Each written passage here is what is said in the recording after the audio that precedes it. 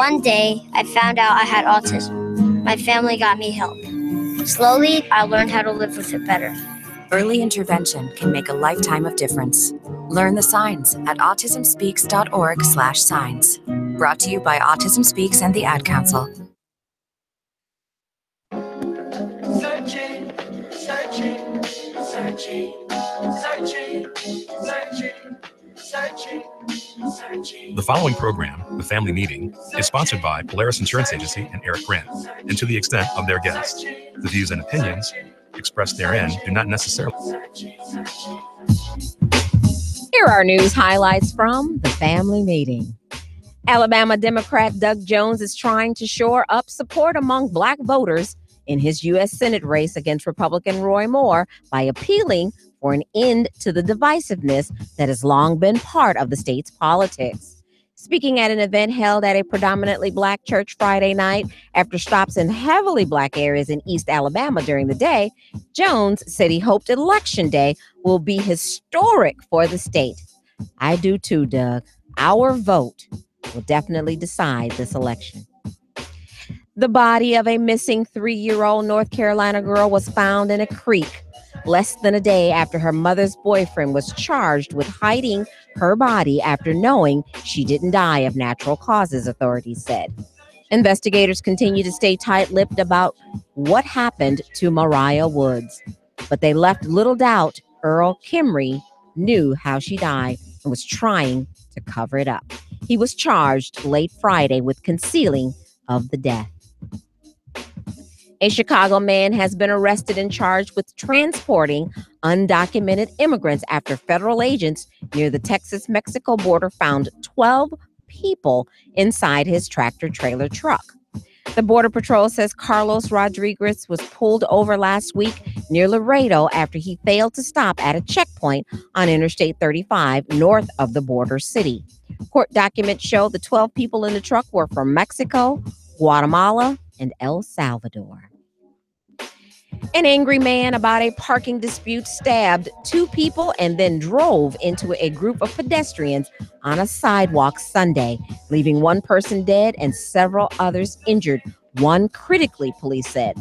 The violent altercation started around 4:30 a.m. outside a hookah lounge in Queens when the driver of a white Hyundai sedan got out of his car and stabbed 2 other people, New York Police Department Assistant Chief David Barrere said. They were both stabbed in the chest. What kind of hookah was they smoking? Visit our webpage, tfmradioshow.com, and be sure to go and like our Facebook page, The Family Meeting. You can also follow us on Twitter at TFM Radio Show and subscribe to our YouTube channel, The Family Meeting Radio Show, where you can see us live streaming this broadcast right now. Looking to advertise? Spots are available as low as $30. Become a cousin today. Send us an email, info@tfmradioshow.com. I'm Teresa McDonald, and this has been your news highlights. Now go on and sit it on down. Get ready. It's family meeting time with your host, Eric Grant.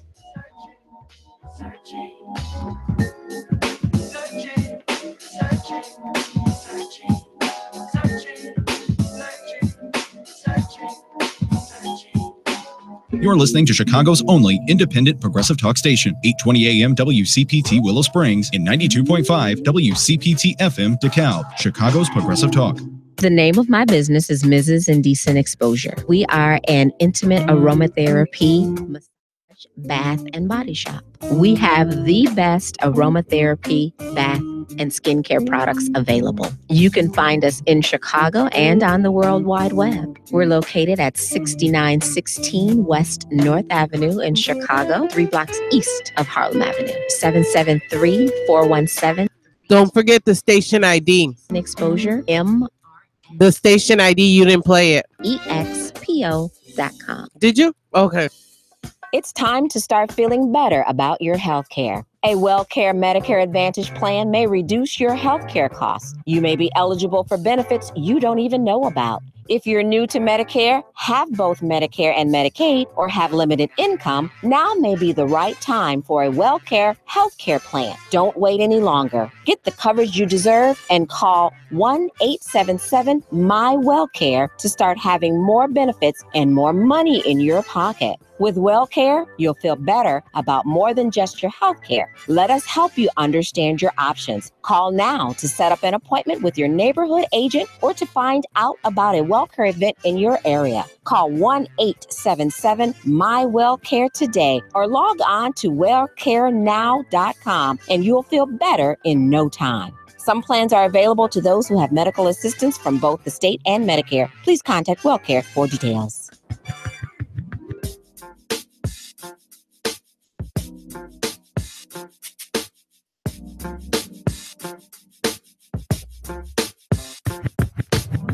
This is Kamal Murray. Check us out at www.excesstennis.org. I listen to the family meeting.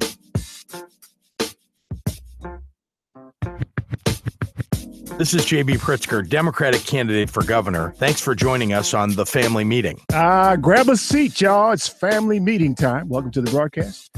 I am your host, Eric Grant, in the Space Shuttle cockpit, controlling everything. I like when I say that, in the Space Shuttle cockpit, on cue, Lady D looks up. That's me. That's Lady B. Tressa, thanks for doing the news in the only way that you know how to do it. You are so and the Black welcome. Asian dude is here, Richard Chu. What's up? Hey, Richard. Tressa. Visit our webpage, tfmradioshow.com, and enter your email address to join the family. You'll also find our archive, our broadcast, this broadcast, right there on the webpage. Mm-hmm. In video, no less. I just looked at it. I'm looking at us now. Are you looking at us now? I'm looking at us now. Yeah. That got my good side? Yeah, they got your good side. Thank you very much. That's why I put the camera over there. Oh. It's the good side. It's the good side.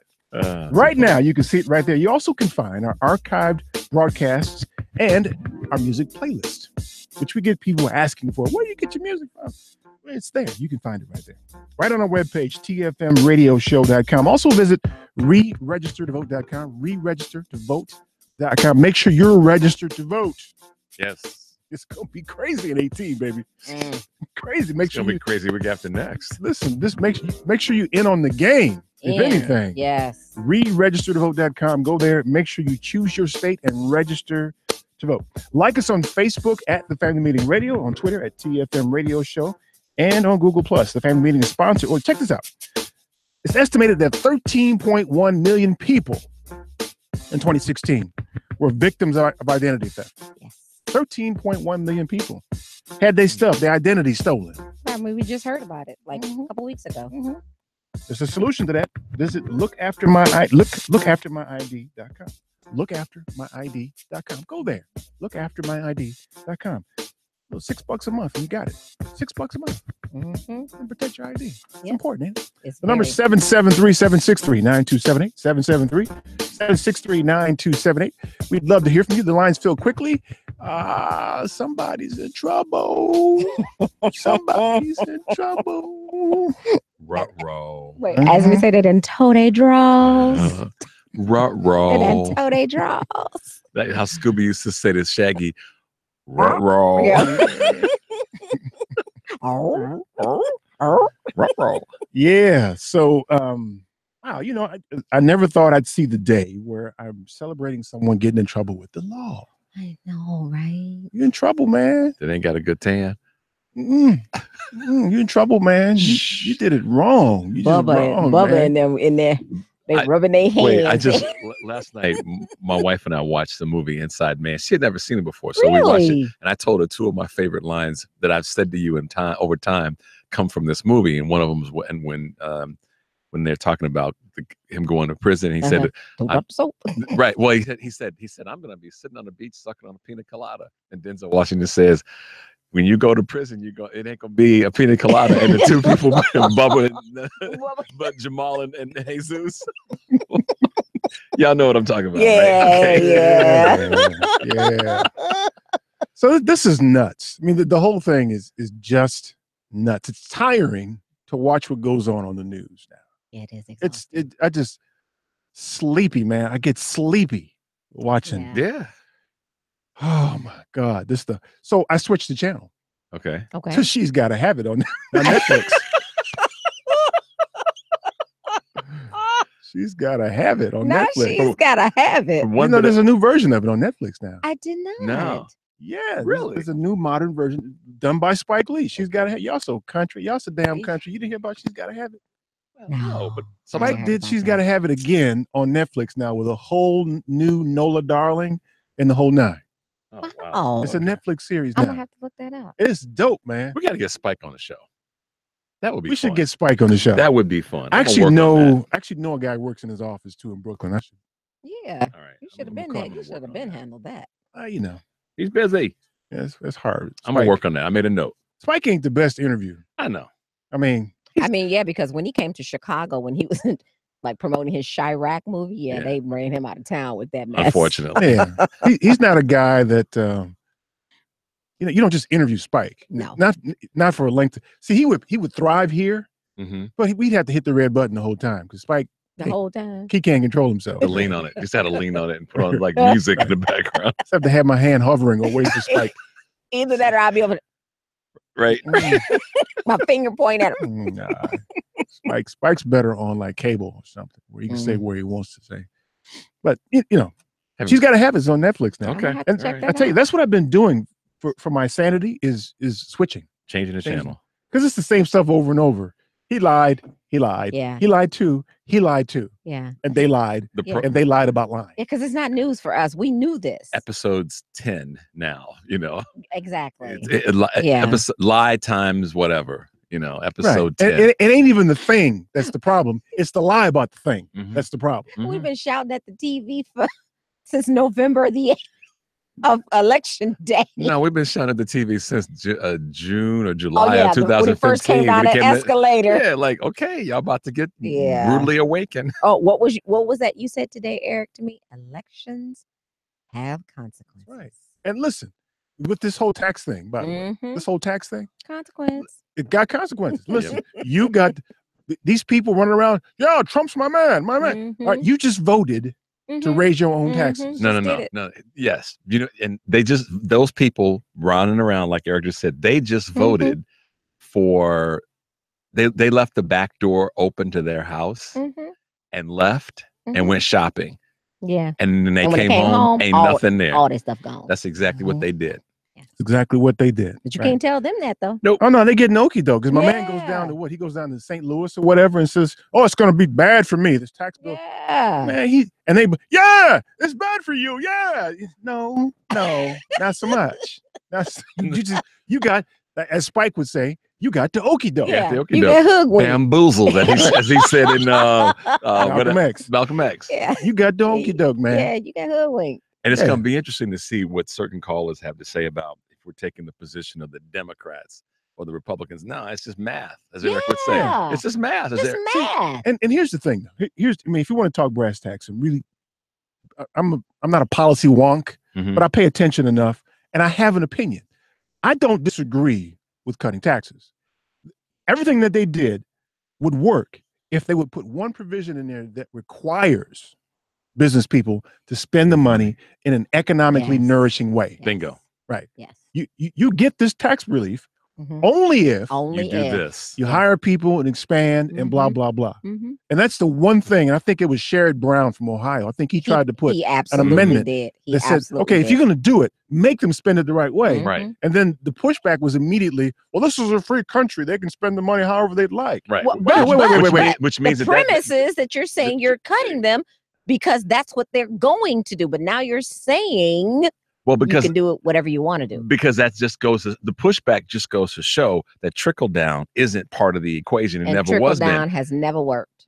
Do y'all never know, worked. y'all want to know one of the biggest problems that And the one thing that was- rolls down. I always go back to how awful of a president Ronald Reagan was. Mhm. And this is one of the Yeah. categories where he was really awful, but nobody really talked about it. He raised it. taxes Mhm. actually, Mhm. but they made it sound like he lowered taxes. Well, No. he kept rubber band. He would lower it, and then the economy would go sideways, and he would raise it again. Yeah, Then he would lower it. And I don't know how he got it through so quickly, but they would go back and forth. because the kabuki conversation, what nobody was having is Reagan was constantly taking regulations off of certain companies or Mhm. certain industries Mhm. and not He requiring them. wasn't enforcing them. He just Yeah, he Right, just I'm wasn't sorry. Thank you. He enforcing wasn't them. enforcing them. Yeah. And then he wasn't also he did not get behind companies mandating that companies continue to fund their pensions and reinvest money back into educating Exactly. and training their employees. Thus, what which is why we happened- got so many pissed off white men in America today that are in their mid 50s And that have lost that- their that pensions lost their- and lost their and yeah. lost Mhm. their yeah, ability but to they got compete. the okey doke though because they're running around mad,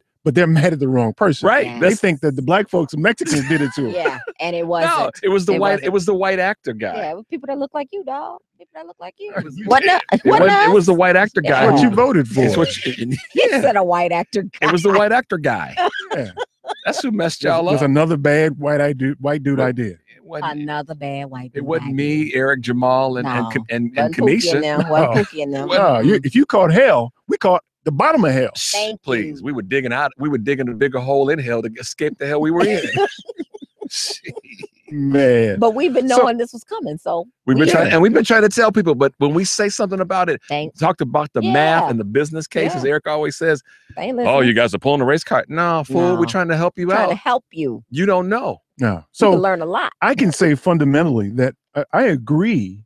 I agree in principle with the tax cuts. I disagree with the implementation plan. I disagree Mm. with how they're not putting fences around what happens with the newly found wealth. Mhm. Mm-hmm. That's where it goes wrong. They're expecting it just to trickle down all by itself. And that's finding a solution to a problem, because this is a big problem now. Mm-hmm. One of the solutions would be to put these guardrails on it, Mm-hmm. but they're not going to do that. They want to continue to make it No. look like a problem, Right. that we created by pushing back. No. And Yep. that's not it at So now all. you got people running around Mississippi and different places in Chicago, unfortunately. People thinking, yeah, we got a tax cut. Fools. Idiot. You should get that tax cut. Meanwhile, they're watching But WWF. see, and here's the thing, though. Here's the thing. These are the same people who won't notice that their taxes increase. That they taxes because it's have incremental increased. and the process is so convoluted that when you get through doing your Yeah. taxes, Yeah. you know, I told somebody else that today. I said, you won't even, the way they've structured this tax, and it's so funny to Tax me. discussion. Yeah, because it's so funny to me. Did you watch that on C-SPAN the other night? Yeah. The, Well, I the love. shadiness that was going on. Well, it was in the part when they would, overnight. I mean, was it Dianne Feinstein talking about? I can't believe we're going through this, and they're writing it on. It was scribbled, scribble. like handwritten. Yeah, and unless you have a degree, well, not even a degree, you just common sense, and then back that up with some Exactly. basic math skills. Mhm. let me tell you how it's going to play out, though. Well, I can see it coming. So this is not a thing. It's not a thing. The Senate passed it. The House passed And the a House different passed, one. yeah. Right. So Two now they different got to bills. come together. Gotta go to conference, Yep, right? Yep, You're yep, gonna come out of conference. Yep, And this got to go back to both chambers. back again. Yep. Mhm. And got to do it all over Got to again. do it all over again.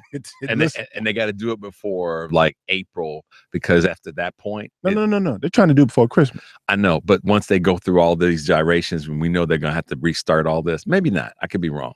Well, they're also up against shutting the government down too, so they have to kind of Like 10 days or something. yeah, they Yeah. got to kind of work on that Something's as well. gonna get something's Something's gonna fall off the give. table. Oh my Something's God, gonna fall off the table.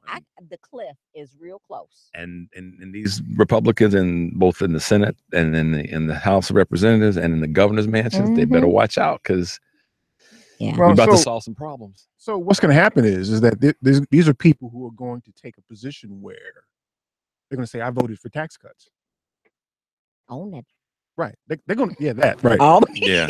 They're going to say, I voted for tax cuts. But then when it comes Yes. back out of the conference committee, they're going to vote no. yes, Mhm. yes, Right? yes. But they're going to skip over that. I voted for tax cuts for you yeah. and try to get reelected on that. Mhm. That's what this is all about. Yeah, They they're trying know to better give than them that. something to, much like Mitch McConnell, who first was says, "Oh, I believe the women. He should step down or he should drop out of the race." Now it's, well, we're just gonna let the Alabamians decide. Okay. Think about how that sounds. Thank you. I'm not letting nobody from Alabama decide nothing for me. Look, man. I don't care who you are. To that point. You from where? No. Now stay over there, player. No. Stay- You don't get to pick what I'm getting, which Happy Meal I get. Right. You know. Hey man, look. I'll tell a quick story. You don't about- get to pick which restaurant we're going to tonight. Look, because you from Alabama. Look, y'all. They don't even serve, not anymore. They may now, but in a 8-mile, 10-mile radius of Birmingham, they don't serve hot tea in McDonald's. Shut up. I swear before goodness. Shut your My mouth. wife and I were down there. We go down there 4 times a year to visit my mom in Mississippi. Y'all know this. And I'm telling you, they don't serve hot tea in. I'm wrestling with your supposition there, man. So he said in an 8-mile radius, like he had some sort of a scientific study. Well, because I went to 3 different McDonald's to get hot tea. So I mean, I kind of my Like brain he mapped it out and drew a radius. We're gonna check them all. We're gonna check them all. We today. went to 3 McDonald's and it would Tressa. We hadn't even gotten to Tuscaloosa yet. I did the same thing, running around looking for some J's limon chips. They did not. I'm like, y'all ain't got no chips. What a good chips at? So to Eric's point, I ain't letting nobody in Alabama make this determination. So I mean, come on, they can't even serve hot tea in McDonald's. I mean, golly, hot tea. And it wasn't like it was the middle of summer. It was the middle of December. And it was 50 degrees. Oh my God. You ever had somebody walk in the room? But I bet they had some sweet tea. Well, that's exactly what the lady said to my wife. No, man, we don't have no hot tea. We got some sweet tea. I thought Ed was going to fall out in the middle of McDonald's. We ain't got no hot tea. We got some sweet tea. Yeah. So, and we're going to let them decide on our next senator from Alabama. That's why I sent Doug Jones some money for his campaign. The number's it's 773. We're picking on the South now. Miss Thing over here. We're picking on Alabama. Right. We're picking on the South. Mississippi's next. Okay. 773-763-9278. Stay tuned for more of the family meeting. Y'all want to sing it for me? Hit it. Hit it now. Let me hear you. Oh, I love you when you do it again now. Hi, this is Kurt Summers, City Treasurer for Chicago. You can find me at www.summersforchicago.com. Keep listening to the family meeting. Oh, look here. Don't be the thing if it ain't got the go-go swing. Go do-wop, do-wop, do-wop. The reason that it's important to advertise on the family meeting is that we have an economical way of reaching a great audience. One could say it's not cheap, but what we like to say is that it's an effective buy for a business or an individual who wants to reach a quality audience. The reason that it's important or a good place to advertise is that our cousins love to patronize. I'm Richard Chu, also known as Bad, the Black Asian dude with the family meeting. For more information on advertising on the family meeting, you can reach us at info@tfmradioshow.com. That's info@tfmradioshow.com. You can also contact us at area code 708-794-6444. 708-794-6444. Do you have a pain that won't cease? A health issue that's not getting better? It may be time you visited Health on Earth Wellness Centers. With over 20 years experience, 4 Chicagoland locations, and patients that range from 2 months old to 93, Health on Earth Wellness Centers are fully prepared to meet all your chiropractic needs. We have state-of-the-art facilities in Crestwood, Tinley Park, the South Loop, and Naperville. Don't let being healthy be your last resort. Make it your first choice. Make an appointment today at healthonearth.org. That's healthonearth.org. Policies issued by American General Life Insurance Company, Houston, Texas. Not available in all states. All benefits are subject to policy definitions, limitations, and exclusions. For details, visit qualityoflifeinsurance.com. Traditionally, it's taken many kinds of insurance to give you security. Quality of Life Insurance is changing all that. It can provide life insurance, protect against disability, and provide benefits if you suffer a serious illness or injury and survive. To find out more, contact the Polaris Insurance Agency. Visit polarisadvice.com or call 312-951-2606 to learn about how we can help you make a plan for your future. That's 312-951-2606.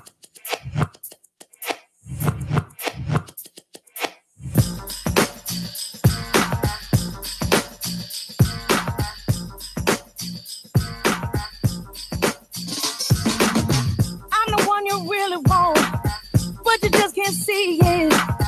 I tried and tried to make you understand, won't believe it. It's a shame.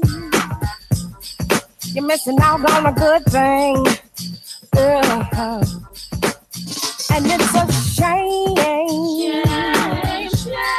You can't see a damn thing.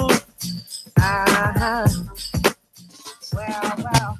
This is Susan Manuel, www.ablconsulting.net. Welcome back to the family meeting. The number is 773-763-9278, 773-763-9278. And it's a shame. Showing up. we kid the South. Don't we? We kid the South. Yeah, we do. Right? We kid do. the South. That's because it's the South, though. Yeah. It's the South. They lost that war and everything. They're still mad. Yeah. Can't get over it. Still mad about the war. We want to keep our statues. Yeah. They want to keep the statues. We'll keep all y'all out Yeah. here. Keep our statues. Don't give me trust it, because I can do a good. I ain't even gonna go nowhere. I can do good Southern accents because when we and we're going down in 2 weeks Listen, anyhow, so keep I'm our getting way of warmed up. life. Keep our way of life. Listen. I told Eric when I came in, I said, I've been commenting on Roy Moore for Senate on his Facebook page. Yeah. I must have said something he didn't like because they blocked me. They blocked me. Are you trolling them? Yeah, I was trolling them. And then every other person that was commenting, we love you, Judge. You've got our vote. And they was even writing it out. You could tell the drawl as they were writing it out. Yeah. Thank y'all for your support. I was like, oh my God. You got to be some. I mean, we have a segment of our population who thinks that doesn't need to be reconciled. Yeah. Before you vote for him. Yeah. Well, and I'm done. For any fool out there, wherever they are in North America or in the United States of America, that wants to use any of the historical bad behavior of Democrats to justify the current bad behavior of Republicans, they can jump off a bridge. Yeah. I'm sorry. Period. I mean, and it's always like the easy. Yeah, but place. when they say that though, what they're saying is, yeah, this is bad, but you're bad too. Right. Yeah. And so bad's okay. And bad's okay. And to keep going back to Bill Clinton. But Bill her Clinton. emails. But but just be smart. Just be smart and go, okay, that was not cool. That was bad or whatever we want to label it. But this right now this right here is bad. And Exactly. it's worse. It's And worse. deal with it. If you can't say that, then shut up. And like you said, this has nothing to do with whether you like someone or if you're for or against someone. This is just basic, simple math. And then you can't be the person who says that you're innocent until proven guilty. Mm-hmm. And then you have O.J. Simpson was acquitted and think he's guilty. Yeah. You can't have both things going on in your brain at the same time. Can't have it both ways. No, you can't. You Can't can't. have it You both lose. ways. You lose credibility as just a person talking to people. You have to be on a radio or a politician. Just as an Yeah. individual, you lose credibility. But think about what we're doing now. We're trying to rationalize with idiots. I know. And you can't do that. No, you can't. He's right. You're an idiot. Well, we're trying to we're rationalize. actually making fun of those idiots. But right, and that's why when you said let's not make fun of the South, I was like, nah, we going there. We gonna dig. I don't mind you making fun of the South. We gonna dig. We gonna dig. South gives you lots of material to make fun of. They sure enough do. They really do. But listen, in defense of people from the South, I Like will- you, which we all are. We have Definitely. heritage. I ain't from the South. No, we Listen, have I ain't heritage. from the South. We have heritage, and that's close enough. They may She's have. from the South though. Okay, keep They going. may have. She just got shoes. They may have their, ways and dispositions with regards to, maybe not being as up to date on things as it is up here in the North. But they are one of the most hospitable people you ever want to come across. They say hi, howdy, hey, however you want to say it. They wait. You know how you go down the street and driving a car, they throw two fingers up at you just to acknowledge you. Here in the North, in the big city, you could walk straight past Okay, I have a someone really good response. and they won't even look up. I have a really good response. Go ahead. I want to hear this. I So want to what? Yeah. I mean, I'm just saying. That's creepy saying hi to but me. those things matter to some people because that matters to me. People in the South. But see, here's To people in the South. It Trust don't me. matter to matters. me. I don't like you Here's the waving at me. How y'all doing? Wait, No. and this. Don't be. It's This- not this- about waving at but you boy, and saying this- hi. this is the It's flip about side just to that. acknowledging that you're a human being Why? and that you are a presence. and Leave that me you are alone. You're Trust it. creepy. Trust it. I was again outside of Birmingham. Introvert. I went He's to a an introvert. Starbucks, heading back to the airport back in July, and to Eric's point about people speaking, I went to it was the only thing that was black within 5 miles of where I was with the cars on the rental car I was in. Everything else was white. Okay, God. so to the point about waving and hi and how y'all. Mhm. I pulled into the Starbucks, got out of the car. A couple guys out sitting outside. It was July, and the guy, hey, how you doing? I'm like, okay. Those same cats, Eric, the wrong time of day, wrong location. You're right. They wouldn't have said hi to me darkness. for nothing. Yeah. And that's why I don't care about Southern hospitality, because I know the flip side of that is they will stab you down. Yeah. So I kind of go, you know what? You can speak to me if you want to or not. North, south, east, or west. But that's Just that's don't be true creepy. here too. I don't feel any kind of way when somebody doesn't speak to me. So when they do, it's like, okay, that's weird. Mm. Leave me alone. I do. If I acknowledge you as a human being on this earth and that you matter enough for me to open my mouth and say good morning, and you just keep walking and don't say nothing, I hope you trip on the biggest fucking rock and bust your head wide open and just fall into the middle of the street. So in some circles now, that would be saying hi would be considered sexual harassment. Whatever. You know what? Here's the crazy thing about it. If I said hi Tressa, or I said hi Tressa, it's still hi, isn't it? Yeah, hi Tressa. Right. When you tilt your head, Eric, how you say it, and you tilt your head a little bit. Right. Hi Tressa. Oh, you're looking at me funny. What? Yeah. Really? No, I will say, and that's the society that we live in today, where everything has been so amplified, and everything is so dramatic now, and everybody wants to be known for something. Yeah.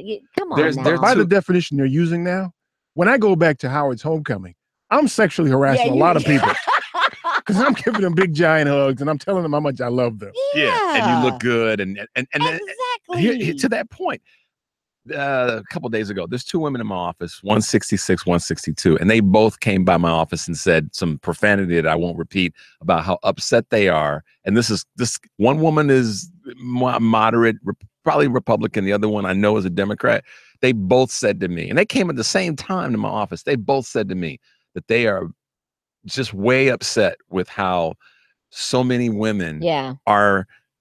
Oh, you can't compliment their earrings. I'm not going to go there. I'm not going to go there today. Yeah, I posted a really good article on my page about that too, about how women have just been blasting the way these women are coming out. And to your point, Eric, the definition that they're using of sexual harassment, it kind of minimizes the people who are actually sexually harassed. What it does is it tells me I ain't saying hi to anybody. And no, so you can't misconstrue what my hi meant. No. Not gonna do it. I'll get a sign and just wait, like you at a auction. I can just say hello. No, and don't hello. How? No, don't even do that, because then you get some knucklehead going, oh, so now you're being racially. I know. I know. See? So now we're back to not saying nothing. Nothing. I'm not gonna say anything. All you sexual harassers in the South saying hi to everybody. Let's Roy Moore's friends. Let's get to my man Roland here. Happy holidays, brother. How's it going? Good, man. I'm so glad you opened up the show with lies, because it falls right into what I want to talk about: allegations and lies. When I got off the line last week, your co-host Tressa made an allegation against me. She said that I was a Democrat that moved over to being a conservative. Now, when did I tell anybody on this show that I was a Democrat? You didn't. She's wrong. Keep going. Thank you, because I had to take the Periscope and tell all my conservative okay, followers. Well, you made your point. Go ahead. You're right. You're right. Man. All right, thank you. Now, Mr. Richard right there said we need to shut up when it comes to talking about Bill Clinton trying to equalize it. Well, I got a question for Richard. Which one is worse, Richard? The rape of a woman, which we agree is all violent, is violence, or the taking of the innocence of a 14-year-old girl? Because what you said was it's different levels to all of this sexual stuff. Which one is worse, the rape or the taking of innocence of a 14-year-old girl, since there's levels to it? Okay, I'm not going to answer that because Eric's running I the know. show. You know why? Because it's a got you question. No. But I remember that conversation. So Rich is talking about the difference between sexual harassment. Okay, but the thing about it is, this is what I get from all of my listeners on Twitter and the people that I talk to that's conservatives. You all have no moral standing to tell us anything about who we should select as a leader when, number one, Bill Clinton did the trifecta. He raped somebody. He raped Juanita Broderick. He sexually assaulted Paula Jones. So you're saying it's okay then to select someone who's accused of... This is what I'm saying. You have no moral authority or credibility to tell us anything. exclude And us. So then, Verlon. Yeah, exclude us then. Can I finish the statement? Exclude us then, Verlon. You No, just because- said we ain't this and we ain't that. So we'll take then ourselves exclude out. us. We'll So- take so that you and we're call good. Take us out the equation. But Chelsea, you called me stupid. didn't Because I ain't you not mad about that. are. You see what I'm saying? Because you are. So let me finish Every what I was about to time say. you call our show, you call with some stupidness. It's That's like not you what- are a professional victim. And for You're the the record, one that teach for black people to the be record, victims. How hey, you gonna tell me I'm a for victim? the record, I never said that you switched from being a Democrat to a Republican. I said your commander in chief switched. No, that's not what you said, Trevor. I got Come the on tape, now. bro. Go back No, and you listen to replay- it. You replay that I don't tape. have You got to. I time know to. what comes out of my Yeah, mouth. well, I But know like what I I heard said, you say. every week you call not here gonna and put yourself on Front Street for all of our listeners to see just how stupid you are. So we But guess what? appreciate You that. know what? I can listen. I'm not that scared. You can call me whatever name you want. People that heard you. People heard you. They know you wrong. And I'm gonna tell you why else you don't. You lose credibility. You were about to vote that man with his wife right back into the White House after he did all of those assaults with Paula Jones, General Flowers, Juanita Broderick, and left DNA on the dress of Monica Lewinsky. You were about to put that man right back in office. You were about to forgive Man, I left my him this DNA election. on That's somebody a else's dude. That's thing I the mean, other you night, got to so admit though, hey. man. So we're talking about the difference between an adult. she's a Listen to me. Clinton Listen to follower. me. Listen to me though. We're talking about the difference between an adulterer, a rapist, and a child molester. Which one is worse? You answer the question then, Eric. Which one is worse? The rape of a woman is violent. We agree. And which one is worse? The rape of a woman or the taking of an innocent of a 14-year-old girl? But we're getting off of subject here. It's easy for me. If you take the innocence of a child, that's worse than a rape. They're both awful. Oh, I hate to be in your shoes saying that because I'm not even gonna pick. Look, Which Veron, one I is just want to worse? ask you a question. You know, we obviously don't strike it quite right when we are on the show and you listen to us, and we appreciate you listening to us. But ultimately, what's going to make you happy? What's gonna make me happy? For the American people to be governed by the rule of law. This right here is just is getting out of control. Russell Simmons just got an accusation put against him. Do you know this man brought water to countries that did clean water to countries that didn't have water? People like you got your start in radio because of Russell Simmons. It's people that own businesses because of Russell Simmons. It's a lot of young youth that's not even gonna get their start, or a lot of hope is being lost because Russell Simmons just had to step down from all of his companies because of an accusation. Because of an accusation. Can't both happen though? Can't both happen? Can't both happen? Can't I appreciate Bill Cosby's book Fatherhood and still not be happy with the fact that he's been accused of molesting women? True, you true. But see, the thing about it is, I'm about the law. You just said out your mouth earlier, if people, it's you can't hold being innocent until proven guilty in your head with something else. I forgot what else you said. But the bottom line is, it should be something stated where though, if you done waited 30, 40 years, 20 years or so, you can't just say something about somebody and then they lose. Their whole life is ruined. Listen, because Bill Clinton. That's not law. Bill Clinton was innocent. Bill Clinton was.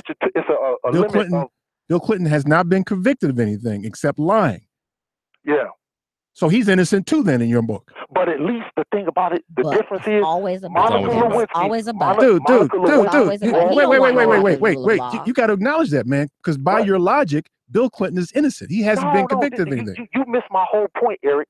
These women need to, when something happens, they need to bring it to the forefront immediately. Oh, no.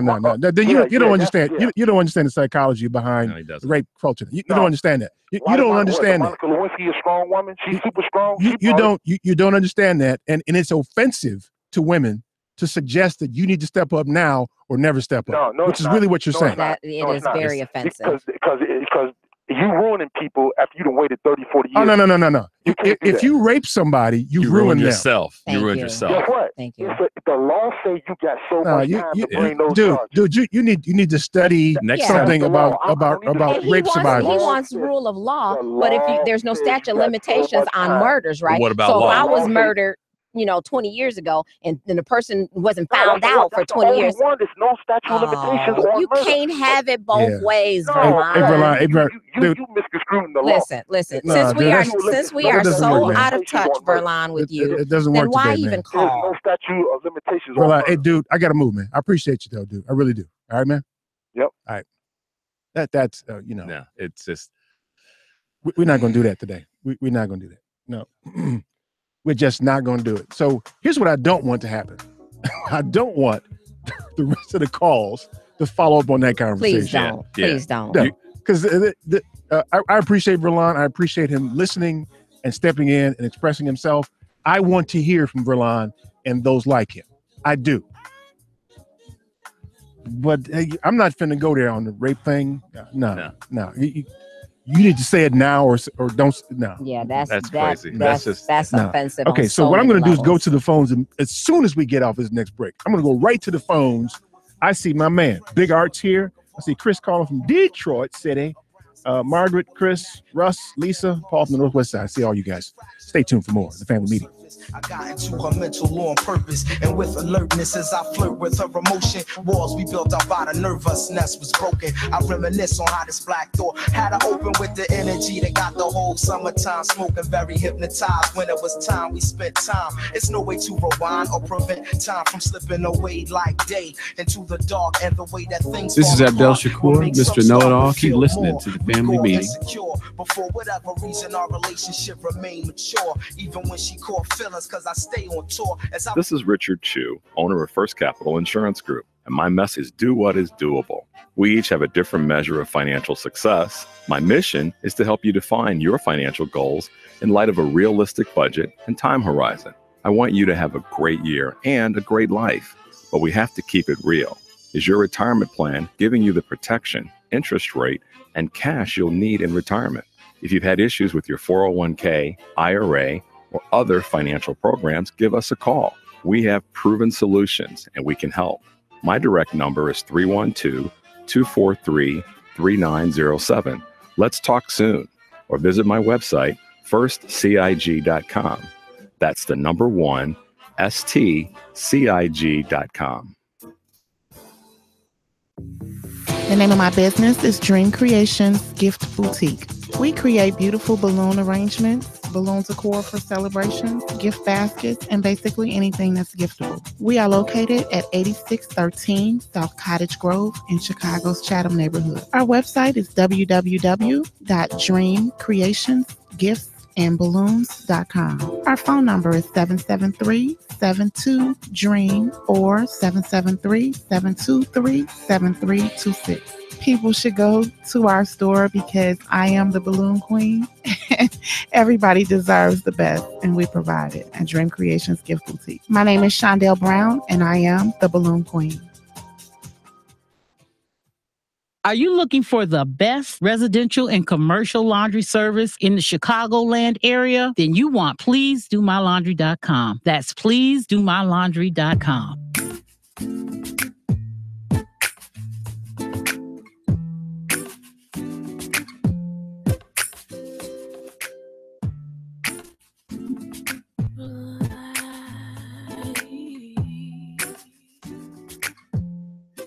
One shot to your heart without breaking your skin.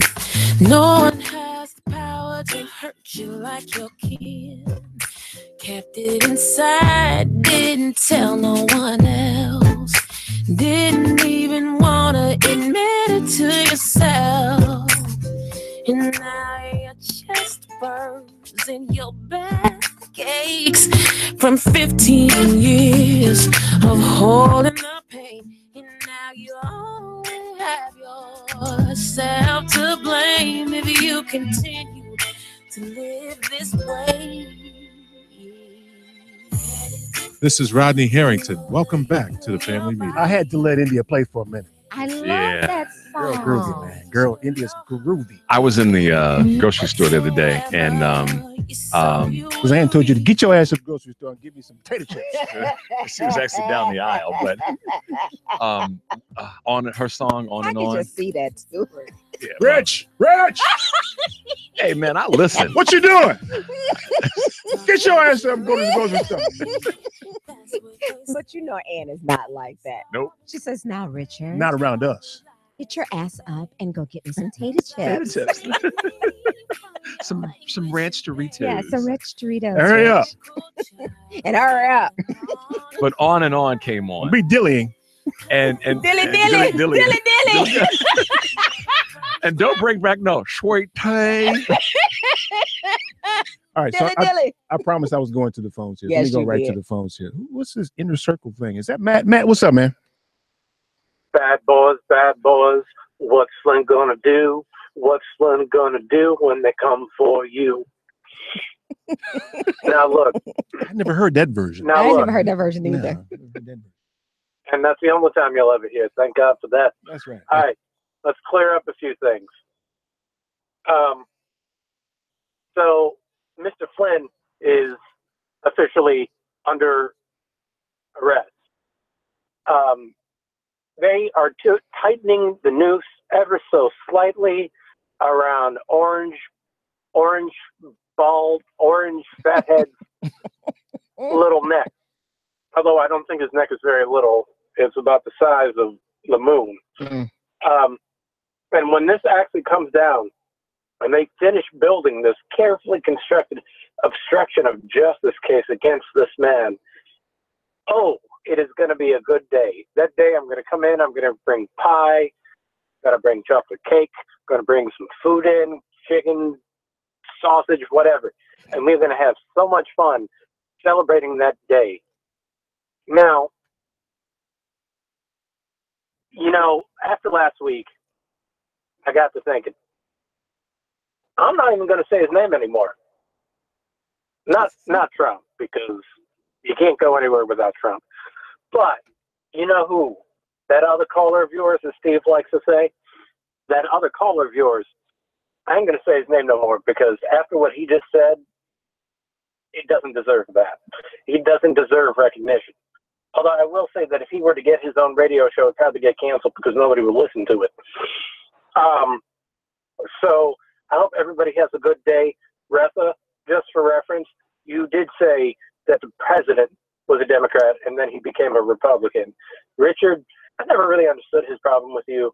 And Eric, congratulations. You're the only man who can talk some sense into him or get him to shut up for more than 3 seconds. And now, I know you didn't want to follow it up. I know you didn't want to follow that call up with more calls about that call. But I'm sorry. When somebody is that ignorant, that has to happen. And let me say this. Ressa, when I was I just got out of Whole Foods. I'm walking, I'm listening to the phone, I'm on hold. I almost fell over in the middle of the aisle because when you said, because you're stupid, I almost fell over. I tripped on myself. That was the funniest thing I've heard in forever. I fell over. I fell over too. He who shall not be named, let me tell you, goodbye. Everybody else, have a great day. And Richard, you one bad dude. Peace. My man. Let's get Chris calling from Detroit City. Chris, what's up, man? Yes, sir. Yes, sir. Yes, sir. How y'all doing, family? Good, man. You from Detroit? You know how to steal hubcaps, man? Hey, I make hubcaps. That's what I'm talking about, He's man. from Detroit. He's in the factory. That's right, man. You know what I'm saying? That's right. And I want to send out a special hello to the whole family, especially my sister Teresa. That's right. Especially. I don't know what it is about her voice, but every time I talk to this woman on the phone or hear her voice, I got to light a candle and give me a glass of Cavassier. Okay, so officially you're sexually harassing her on the air, right?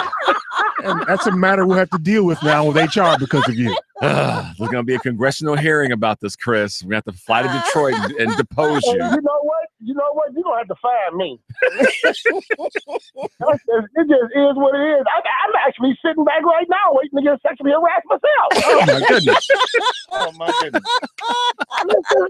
Let's just keep it real. I'm not gonna get into it, but I want to applaud all the women that have come forward after so many years of holding it in, whatever. And speaking on it.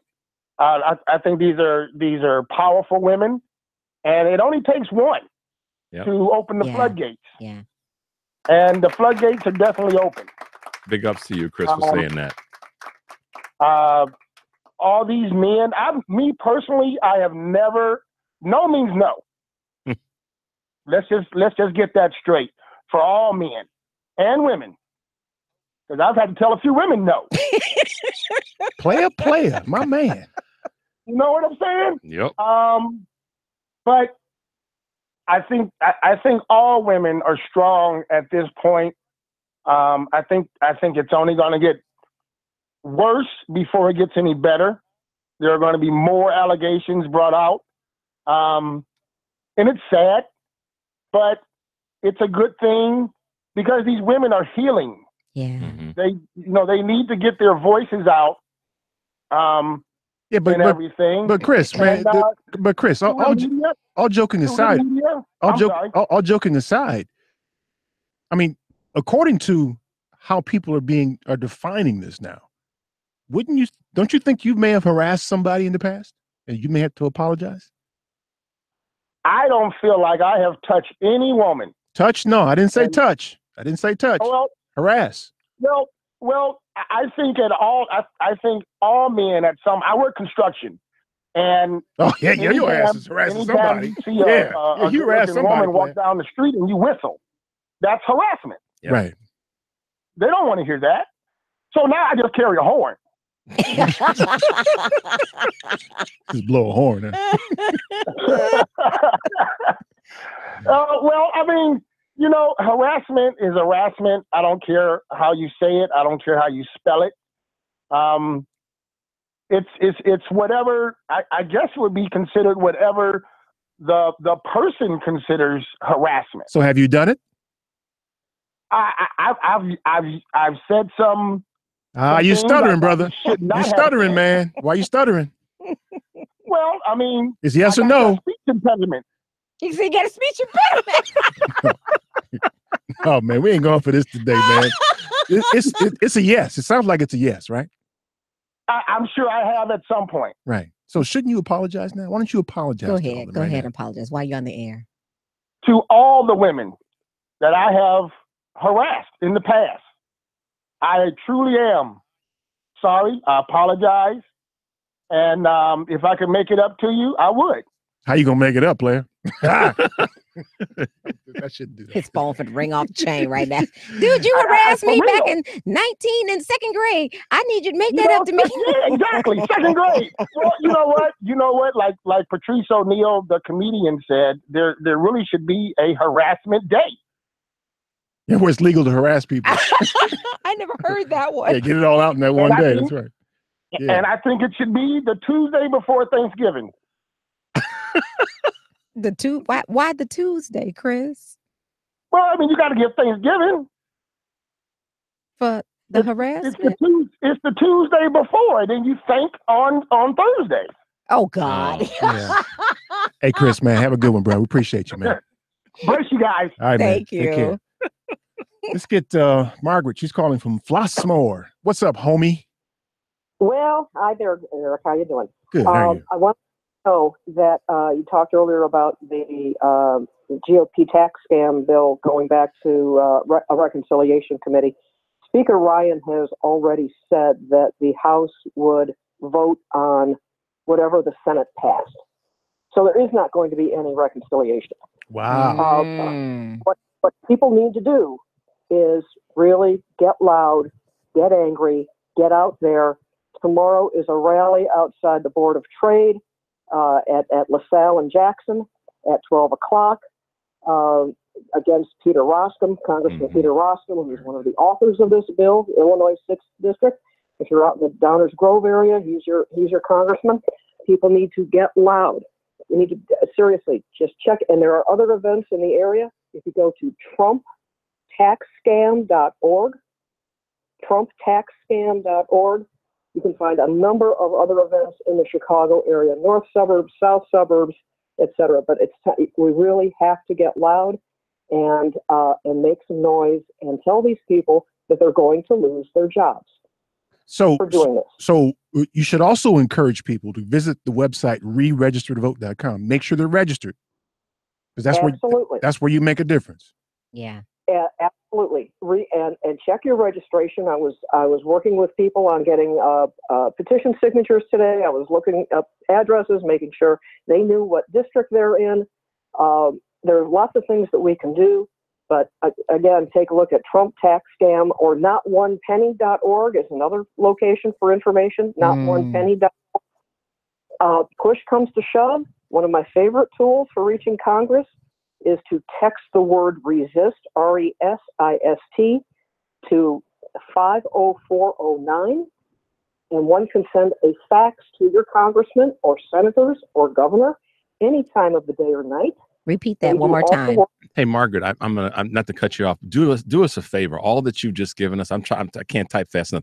All that you're giving us now and the listeners, can you just send that to? Why don't you email it to us, and we'll put it on our Facebook page. Yeah, because that's important stuff. Yeah. I'm happy to. What's a good email address? How do I reach you? It's info@tfmradioshow.com. Okay, radioshow.com. Or I put it over on your Twitter. Can I just tweet it to you? Put it on Twitter too. You can put it on Facebook as well. Yeah. Okay, I'm going to put it over there. Thanks. Okay. All right, Margaret. Thank you. Right. Bye. Get loud. I didn't mean to cut her off, but he was sending us so much good stuff that we need to capture that. As soon as people start saying that stuff, you can't find a damn pen. Right. Yeah. I'm trying to type fast enough. I'm missing stuff. That's good stuff. Yeah. That's good Thanks, stuff. Margaret. It's good. It's good stuff. I don't know that it's going to make a difference, but these folks don't really care. Well, that's true. And rather than but, we still have to put it out there because then we can't. That's like you say, Eric, all the time about, we can cry and moan about stuff all day long, but if we ain't doing a damn thing, then But there's a silver lining to all this too. Let it happen. Let it happen, and let this place go into the ditch, and make sure that we're real clear about how it happened. Right. Because this is the part that really kind of befuddles me. The things that they've proposed, with some minor exceptions, are the exact same thing George W. Bush did. And we know what the outcome was. We know what the outcome We know it was.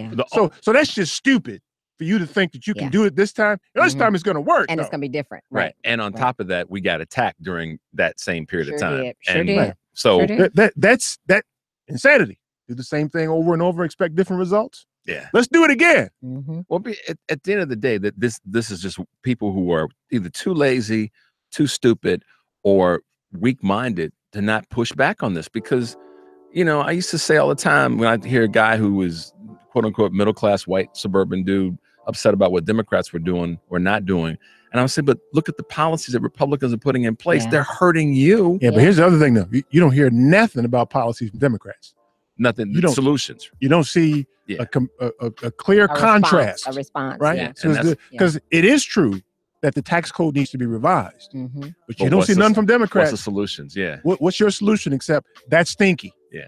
Right? That's a huge problem. The statement needs to be, that's stinky, and here's what I'm going to do about it. And there's not a here's what we should do. What we should do about it. But instead they say, what difference does it make because we can't get it voted on? It makes a lot of difference because it creates contrast. Well, one Republican voted not for this tax bill. It was 49-51. It wasn't 48-52. Yeah, Bob Corker.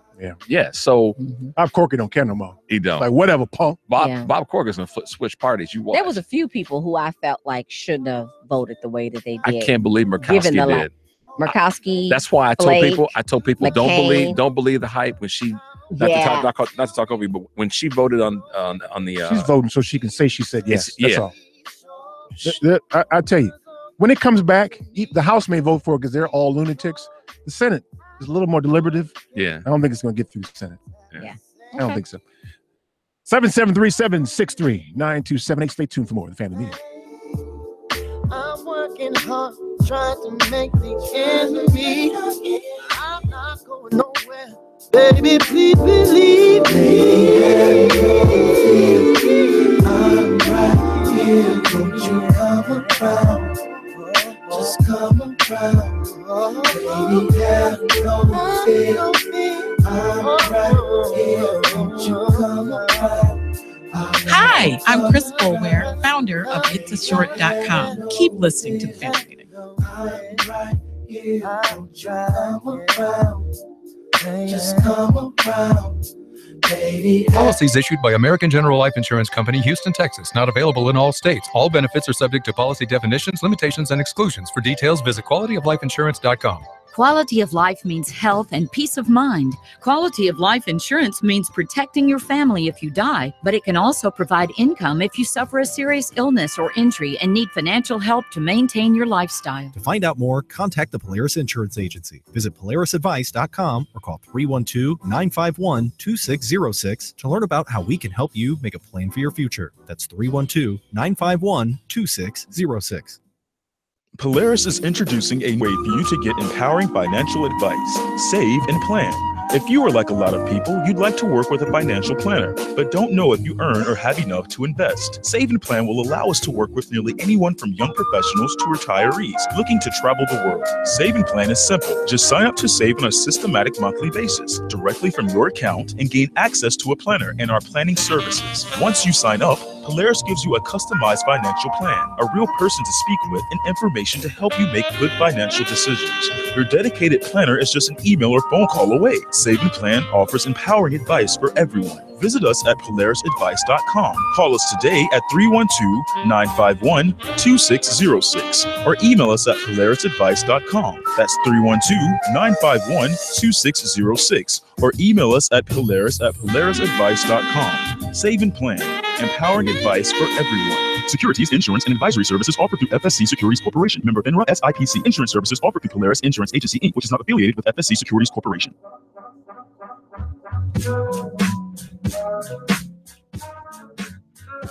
I'm Teresa McDonald, and here are the top stories we are following here at the family meeting.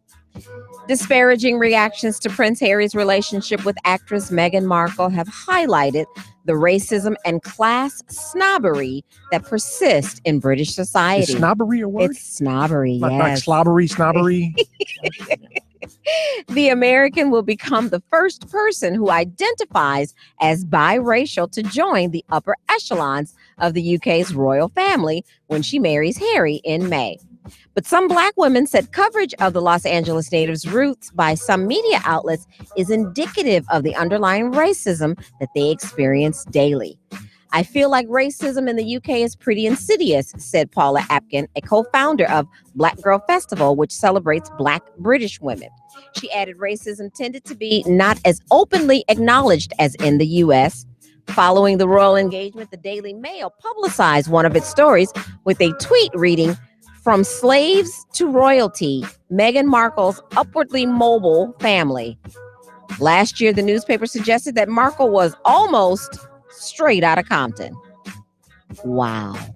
Who? The Daily Mail. Republican Representative Trey Gowdy of South Carolina reportedly settled a veteran discrimination and retaliation claim from a former aide for $150,000 cool bills in taxpayer funds, according to a Washington Post report published on Friday. The confidential settlement was identified in an in-office of compliance report released on Friday. The Post said it was able to link a mention about the settlements contained in the documents to the claims made by Bradley Podliska, the former staffer identified by the Post. Podliska, who was fired in 2015 from the House Benghazi Committee investigating the 2012 attacks in Benghazi, Libya, alleged that he was wrongfully terminated in part for his unwillingness to engage in what he believed was a partisan investigation into Hillary Clinton's time as U.S. Secretary of State. Podliska alleged that the high-profile investigation focused its attention on Clinton and the State Department after discovering she had used private email server to conduct government business. And finally, just in case you didn't know, Donald J. Trump, the 45th president of the United States, and your United States Republican-controlled Congress are idiots. Visit our webpage, tfmradioshow.com, and subscribe to our YouTube channel for archived audio and video of the broadcast, as well as our music playlist. Be sure to like us on Facebook and follow us on Twitter at TFM Radio Show. The news today is brought to you by Identity Guard. Your identity goes everywhere you do. Protect yourself and your valuable credit for as little as $6 per month. Visit lookaftermyid.com. That's lookaftermyid.com today for more info. I'm Teresa McDonald, and this has been your TFM Radio Show News. Don't you move. We'll be right back with more of the family meeting.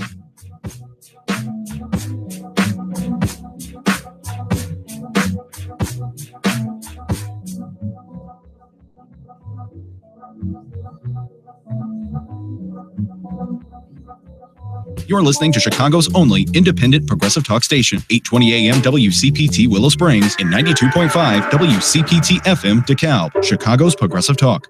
The name of my business is Mrs. Indecent Exposure. We are an intimate aromatherapy, massage, bath, and body shop. We have the best aromatherapy, bath, and skincare products available. You can find us in Chicago and on the World Wide Web. We're located at 6916 West North Avenue in Chicago, 3 blocks east of Harlem Avenue, 773-417-3223. Mrs. Indecent Exposure, MRSNDEXPO.com. It's time to start feeling better about your health care. A WellCare Medicare Advantage plan may reduce your health care costs. You may be eligible for benefits you don't even know about. If you're new to Medicare, have both Medicare and Medicaid, or have limited income, now may be the right time for a WellCare healthcare plan. Don't wait any longer. Get the coverage you deserve and call 1-877-MY-WellCare to start having more benefits and more money in your pocket. With WellCare, you'll feel better about more than just your health care. Let us help you understand your options. Call now to set up an appointment with your neighborhood agent or to find out about a WellCare event in your area. Call 1-877-MY-WellCare today or log on to wellcarenow.com and you'll feel better in no time. Some plans are available to those who have medical assistance from both the state and Medicare. Please contact WellCare for details.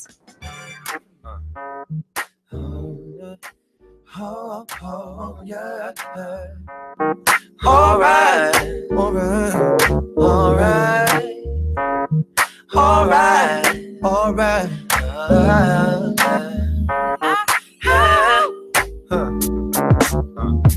We've been chilling together for a while, and I'm finding it hard to figure you out. See, 'cause I can't tell if you wanna be my girl or just cool. First you catch an attitude when my phone goes off. Sometimes you act like you don't care at all. Things that you say and do leaves me so confused. When you know I'm feeling yours. Hey, this is Stephanie Miller. Be sure to tune into my show Monday through Friday, 8 to 11 a.m. But right now, keep listening to the family meeting on Chicago's Progressive Talk, WCPT, AM and FM. The Music Soul Child's kind of groovy, man. Yeah, something else. Yeah. Hey, let me get this in real quick about Strike Force for Change. Strike Force. We got some work to do on Thursday night. Yeah, y'all. December the 7th. December the 7th. The Indivisible group with Indivisible South Suburban Chicago is hosting Indivisible We Stand. And our man, Eric Grant, will be the moderator of the event, which is Thursday. That's just foolish. That's just foolish. It's foolishness, because you know he's going to break some stuff up. He's going to have people sitting down. They signed up for that, though. I know. They knew what they were getting themselves into. Maybe somebody asked the wrong question. I'm going to say, what? Y'all need to sit the hell down. But anyway, listen, y'all. Show up this coming Thursday, December 7th, from 7 to 9 p.m. at Flossmoor Community Church, 2218 Hutchinson Road in Flossmoor. Can't cuss in church, though, can you? Yes, you can. You cuss in church. You can say, they cuss in church all the time. No, they don't. Hell and damn is in the Bible. They say it all the time. Come on, y'all. 3 words. Hell, I get damn, away with and that, man. ass. That's it. Yeah. Ass is in the Bible, too. Sure enough. So those 3. But it's about an animal, not about. I know. And hell's a place, and damn is to do with the damnation. Just say donkey butt. So go to Flossmoor. What's it? Thursday, it's December 7th, 7 to 9 p.m. Flossmoor Community Church, 2218 Hutchinson Road. Be there, y'all. Strike Force.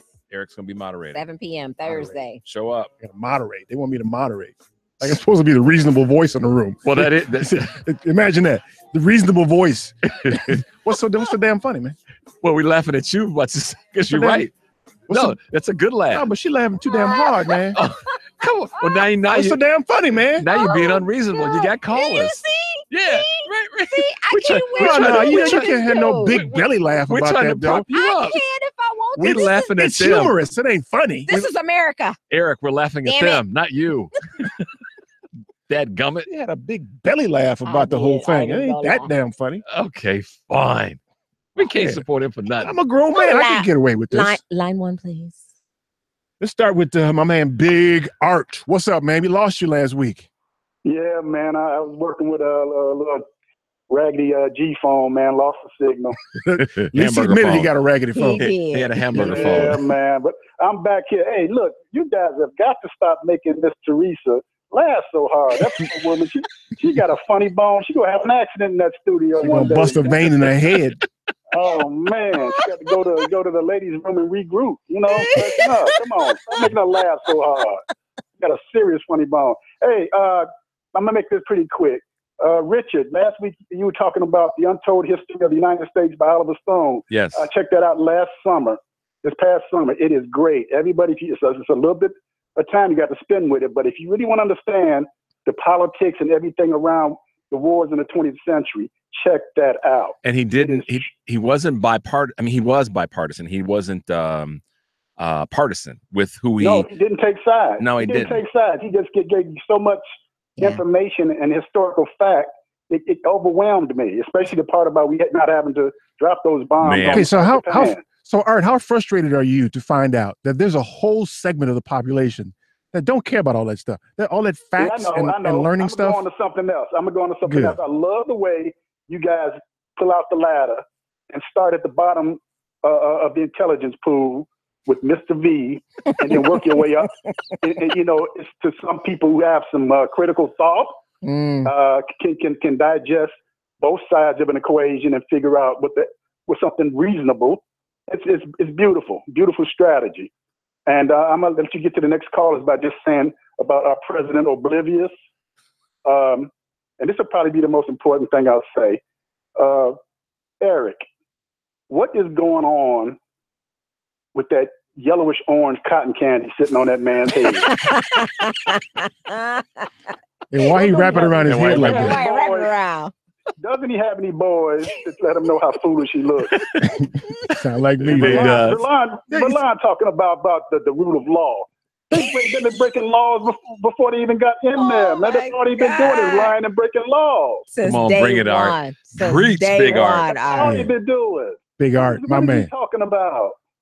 Big Art, my man. Get you a good phone though. Get you a good phone though, man. Yeah, we need to hear from you. Man, I'm talking to you right now. We need to hear from you, Art. Well, held up, Yeah. man. All right, give it a good charge then, man. All right, man. Appreciate you, dude. Okay, one little last line, man. President Anus, you know, I call him that because when he purses those lips, you want to put some emphasis on what he's saying.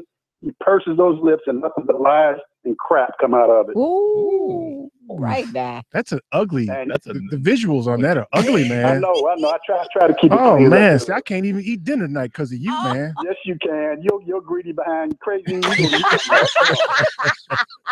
Yeah, Love thank y'all, man. All right. Keep up the good work. Thanks, man. Take care. Thank you. Let's get my man Russ calling from Hickory Hills. The Hickory Hills. Russ, what's up, man? Yeah, I want to tell you about Alabama. You know, these are facts about Alabama. 25% of its workforce doesn't make $20,000. They're 48th in pay. They're 45th to 50th in education. They didn't spend Medicare. I mean, people call in and say they make $900 to $1,100 after working 40-some years in that state for Social Security. I don't know why we make a big deal out of that state. The Republicans better worry about Georgia, Texas, Florida. They lose those states, they'll never see the White House. I mean, you know, you can't win the White House with Alabama, but you can lose it with Texas and Georgia. That's for sure. I mean, and nothing against it, but these people down there, they're walnuts. Today, 71% of the people polled say these women are lying about being raped by more. In Alabama, they're saying that. Right. Wow. I mean, how sad are these people, like this guy that called you about it? They don't want to hear facts. They just want to spew their own lies so they believe it. Yes. Come on, like that guy that called you. I've never seen people sit there and just defy. If this was Hillary Clinton's husband, like they say, oh, they'd be burning up the lines for him. Well, Yeah. we got our own problems. We got to get rid of our own governor, too. He's no better. Yeah. Yeah. Yeah. I mean, this guy, I tell you what, it should be, I was going to say it was a shoe-in like the Bears winning today. Yeah. Did they win? No. The guy, Robbie Gold kicked the field goal with Field 2 goal. seconds to go. 2 seconds. Robbie Gold did? Isn't that Yeah, payoff? The one They- is thank you. Payback. They Karma. lost to the 49ers. You know what? You want to hear what Jada said? What? 140 yards total offense against the 28th ranked defense and 20 minutes of holding the football. Oh, Wow. You there? That's almost as bad. You can't. They did not do nothing in the second. They had less than 100 yards after 3 quarters Yeah. against it. But getting back to Alabama, I don't want people to worry about it. They're going to put this clown in. This is another stain on the Republican Party. Yeah. But let's be frank. Georgia, like I said, Texas, Florida, North Carolina, these are states that are slowly but surely, because people are moving from the north. Yep. Yeah, they're going Now down they're there. in droves. Yeah, you're right. I mean, I don't know about you. It seems like Ohio East are going down there, and where we are, we're going to Arizona. Yeah, that's right. Hey, I Russ, mean- I appreciate it, man. Thanks for calling. Thank dude. you, Russ. Thanks, Okay, Russ. Take care. Bye. Yeah. Let's get Jerry calling from the GI. Jerry's calling from the GI, baby. You wearing your electric blue suit today, Jerry? That's the platforms. I'm staying away from the hubcaps. though, Slap me man. some That's all I'm skim, soul doing. man. Hey, I only have a couple of things for the resident in the White House. First, the truth is in the Putin. You know, that's what's going to be happening. Nah, Jerry's a comedian. That's a good one. Jerry, the funny man from Gary. Okay. Yeah. That's a good one. Yeah, but seriously, you know, we saw on Friday the end of the Trump presidency. It's sometime in the next 6 months. Mueller's going to be going to the leadership in both the House and the Senate and saying you have to sit down with the president and say either you resign or we're going to impeach you. We know that the Republicans are not going to have him resign and they're not going to impeach him. So Mueller is going to be forced to indict him, which is going to create a constitutional crisis. Oh, my God. And sometime during that time, I believe that wag the dog process will occur. Trump will try to distract us by, starting a war or some form of military action. I believe war is inevitable, given this situation. But, there's no way that the Republicans are going to hold the resident responsible for his actions, and he's not going to leave voluntarily. So I believe by spring is May, no later than June, we're going to have that constitutional crisis. And it's it's going to be all heck, forgetting the Bible word of hell, but we're going to have heck to pay. Jerry's our resident. Very pessimistic. Jerry's our resident pontificator. We're going to write that down and make sure we note that in the spring. I'm counting on that, man. Otherwise, we're coming for you, man. To the GI. Hey, that's okay. I'll be using those. I think you're right, as, Jerry. bulletproof vest. I think you're right. Need one and Gary, boy. All right, Jerry, I appreciate it, man. Thanks, dude. All right, thanks, man. Okay. Yeah. Let's get Chris calling from Bensonville. Chris, what's up, man? Hello. Hey. Yeah, this is one thing about I don't like about being on hold. Nobody likes being on hold, but my mind's so active. I keep coming up with other things to talk about, and I've got 3 minutes, right? Yeah, you got less than 3. Get it in, man. Oh, I better hurry up, huh? Oh, by the way, I've got to say, in case anybody asks, I have never been inappropriately touched by Kevin Spacey. Okay. Just in case anybody brings that up. Okay, but have you inappropriately touched Kevin Spacey, though? Not lately, no. Not lately. Okay. A little while ago. Okay. Oh, well, I mean, everybody else is. But, yeah, this is my favorite time of the year. All the athletes and the celebrities who don't care about the poor people at all come out of the woodwork, go to the food banks, and pass out green beans during the holidays. How kind of them. How kind why not some cash? Go to the bank, take out some 50s, and give the people cash. Maybe they can get a 6-pack. But I imagine that's inappropriate too. Yeah, probably. Yeah. Is one of the first places you want them to start? I was listening to Rush Limbaugh last week because he's good for laughs. And all these conservative women from Alabama were calling him and telling him that boys will be boys and that's no big deal what he did.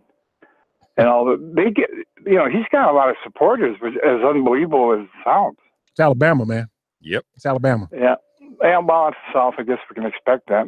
Yeah. But considering what Trump said about women, you would think only real slutty women would support him, don't you think? Well, it has to be the bottom of the barrel, wouldn't it? Well, not necessarily. You got to believe that. But the numbers don't back that up. But I hear what you're saying. No, if somebody insulted you, would you support them unless it was true? Yeah, I'm with you on that. Okay, I'm going to go back to thinking. I'll leave you guys alone. I'll be ready for you next week. Okay, Chris. Thanks, man. Appreciate you. Okay, bye. Okay. One of the first places that Chris wanted him to stop by with them 50s for that 6-pack is at his house. Crib. It's like, just park out in front. You don't even have to stand on the back of the trailer. I'll just come out and get him for him.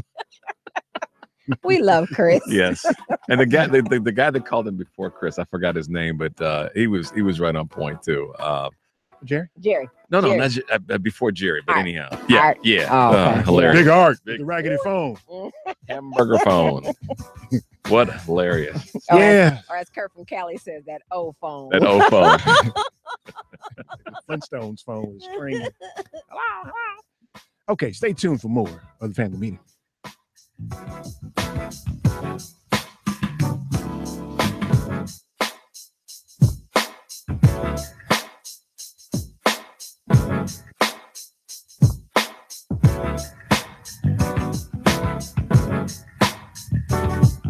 My name is Charles Hilson. I'm with GBG Insurance. The website is www.gbgins.com. Keep listening to the family meeting.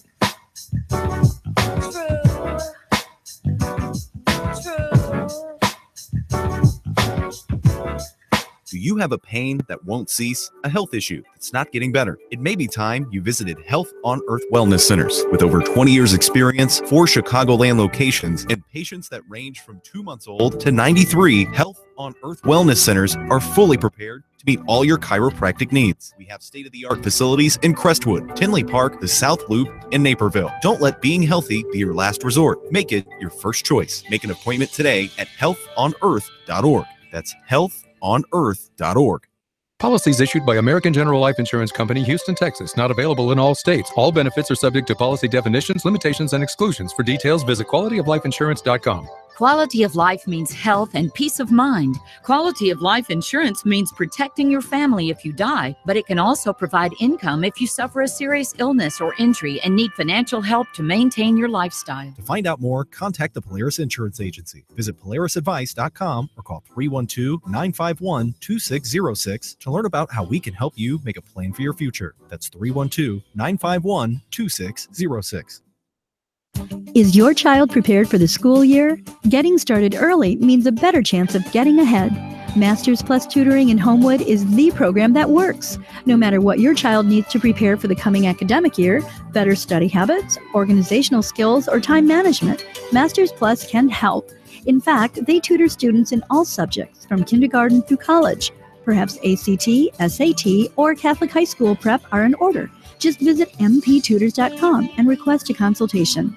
All sessions are taught by certified instructors in a private one-to-one setting to ensure each student receives individualized instruction.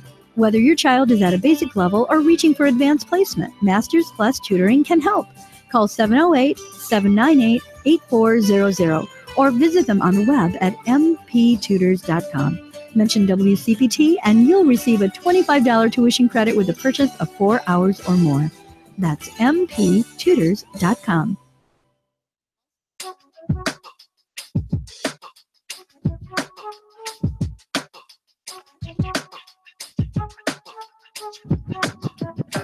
You should be here with me, babe. You should be here with me, babe.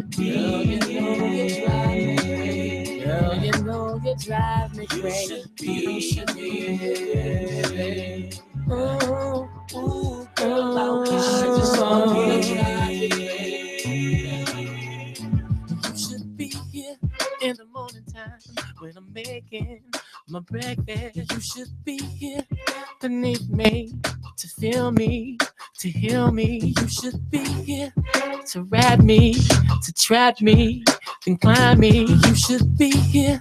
I'm a good man and I work hard on my night job. This is Matt Fisher. You can find me at Mr_Funny87 at Twitter. And welcome back to the Family Meeting. Yeah, boy, I like this one too, man. Yeah. Head bobbing music, y'all. Yeah. It's belly rubbing music and head bobbing music. The best part is when D'Angelo jumps in. Though. Yeah, always. That's soulful brother. Yeah, man, a little bit off beat. And yeah. Syncopation. Yeah. He's enjoying this way too much. D'Angelo, man. I used to, as a youngster, I listened to a lot of music. I would go in my room and listen to music all the time. Yeah. Got kids, man. You can't listen to music. They just shut all of that down, ain't they? I know, you can kind of hear it in the background maybe, but just playing music, like playing it and getting the bass and all that stuff. Yeah. Why you can do that? I mean, if I'm in the car, I'm a wait, grown man. I got phone calls I got to make. But you're a and take. grown man in your house too. You don't have no It's spot in your always house something where you going can on around the go. house, man. I like to go somewhere and listen to my music, man. It's called in your house, in your space. Turn up the bass. You ain't all up in my house. Don't worry about me, man. Oh, okay. All right. We got things in my house. We got kids in my house, man. All right. I'm staying out of it, trust me. Yeah, you see me like, oh, I'm right over here. You know, because I'll turn the music up, so I can get my groove on. Mm-hmm. Hey, somebody wants to talk to you about something. You got to turn it back down again. What do you need? Okay, yeah, it's over there. Then you turn it back up, right? Yeah. You say, hey, but I can't find it over here. You got to turn it down again. Man, it's on top of the whichever, man. Or better yet, where's the water? Jesus. Hey, listen, y'all got any extra air? Not the How does the door work? Not the baby. No, people. No, I'm not. I'll be quiet. I'll be quiet. Let me go and get Paul from Seattle here. He's been holding for too long. Paul, how's the weather in Seattle, man? Rainy. Rainy. Okay, we Rainy. expected that. Yeah. So how you feel this week, man? It's a lot going on this week, huh? He sounds so much better this week. Yeah, it does. You okay, Paul? Hey, Paul. I sound better? Yes. Oh, how come? I think she's sexually harassing you, man. I am. I wish somebody would.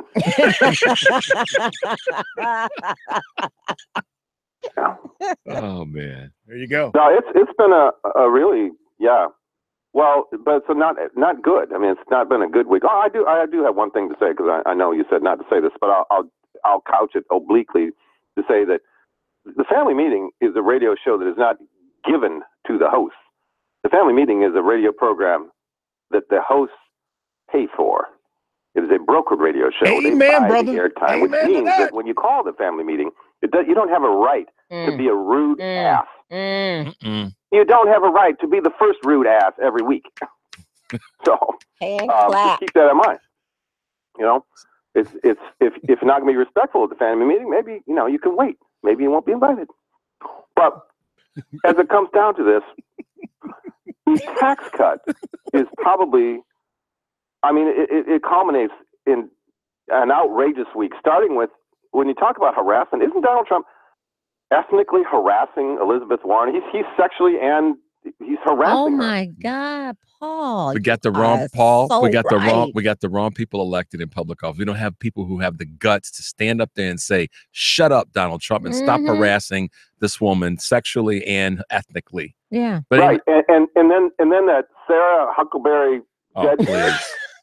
She's an she is. entitled millennial of a daddy's girl. That's what she is. The ease at which she lies is worse And they ain't than get- And she Spicer. does it with this dead fish.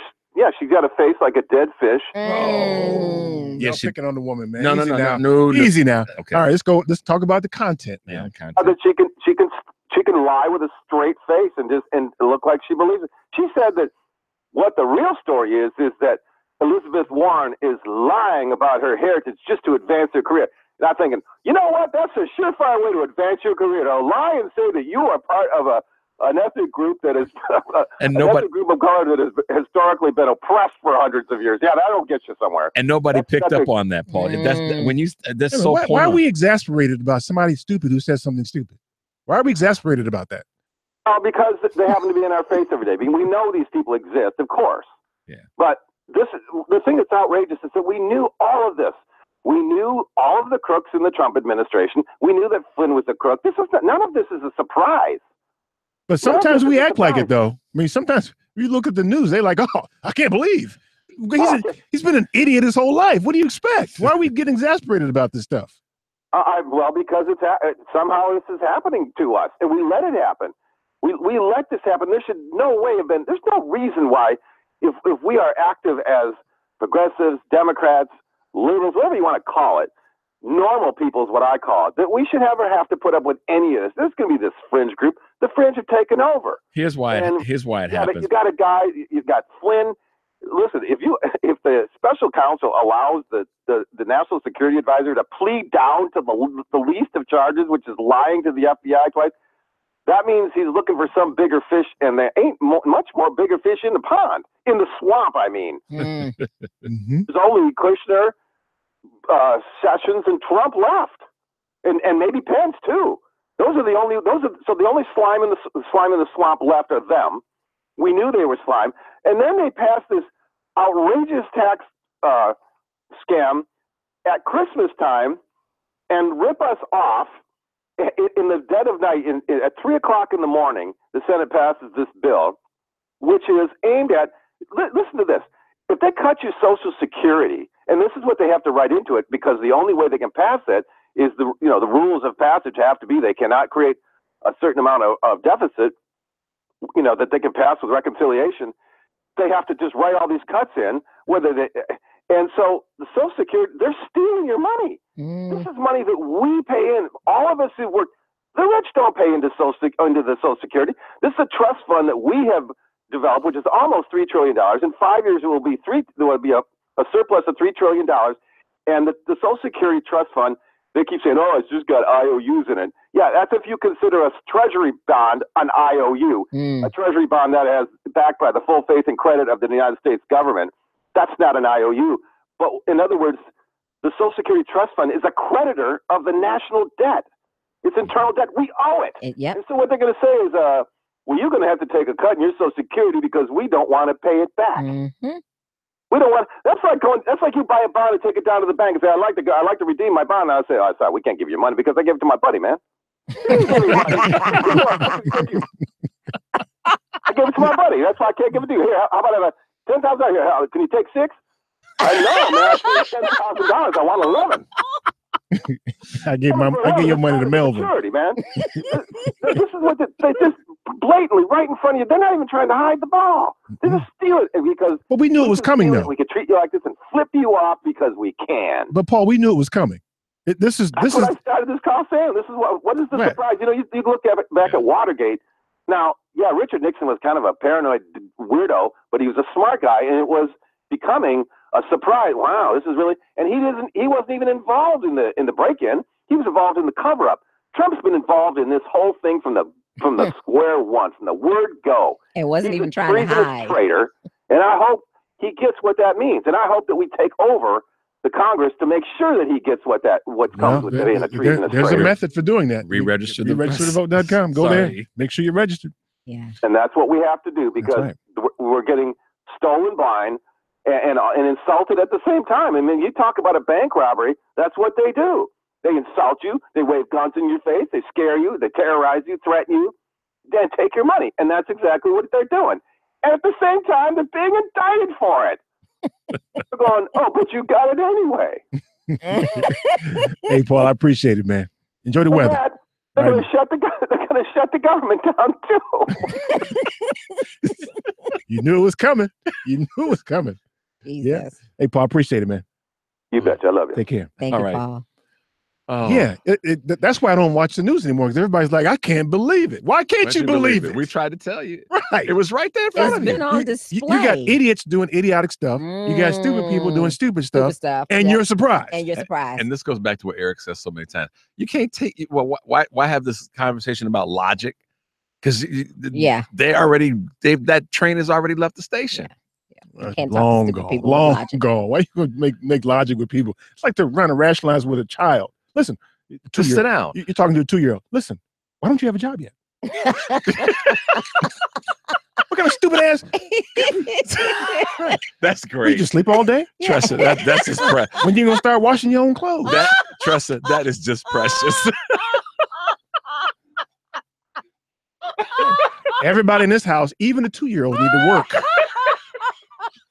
I'm getting lightheaded in here. But that's funny as it. No, but that's the truth. It is. That is absolutely the truth. The We are talking to 2-year-olds about doing smart grown We're trying folk to stuff. rationalize with a 2-year-old. 2-year-old. About grown folk About stuff. grown folk stuff. Why I always got to drive? Why can't you drive? That is that Tressa. Because I'm 2.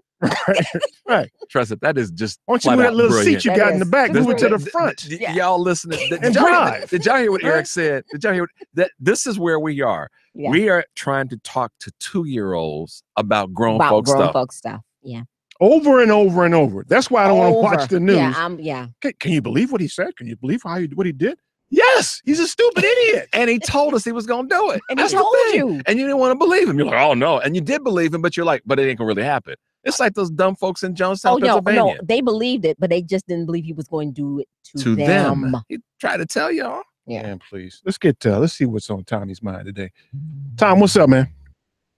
You know, I would like to start by simply saying this. This is a great time for those of us who listen to go into our pockets and send money to this show.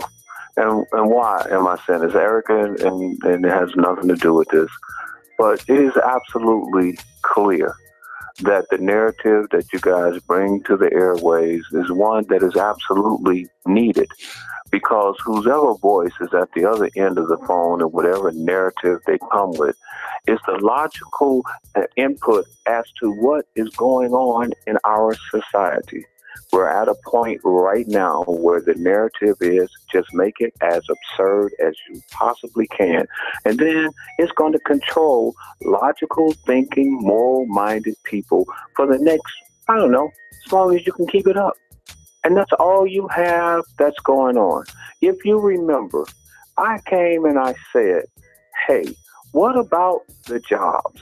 I came and I simply said, what is going on in a moral-minded civic country that individuals sit back and they cry and they holler and they scream about the content of the law, the letter of the law, and yet the layers and thin sheet pieces that continue to plague all of us, the things with the sexual harassment, child molestation, the guns out of control, lawlessness in the community and stuff, these things are allowed to fester and fester and fester and grow. And more importantly than that, that those who have the microphone that come to simple-minded individuals and get them to believe that somebody else is their problem more than the problem of what's going on Pennsylvania Avenue.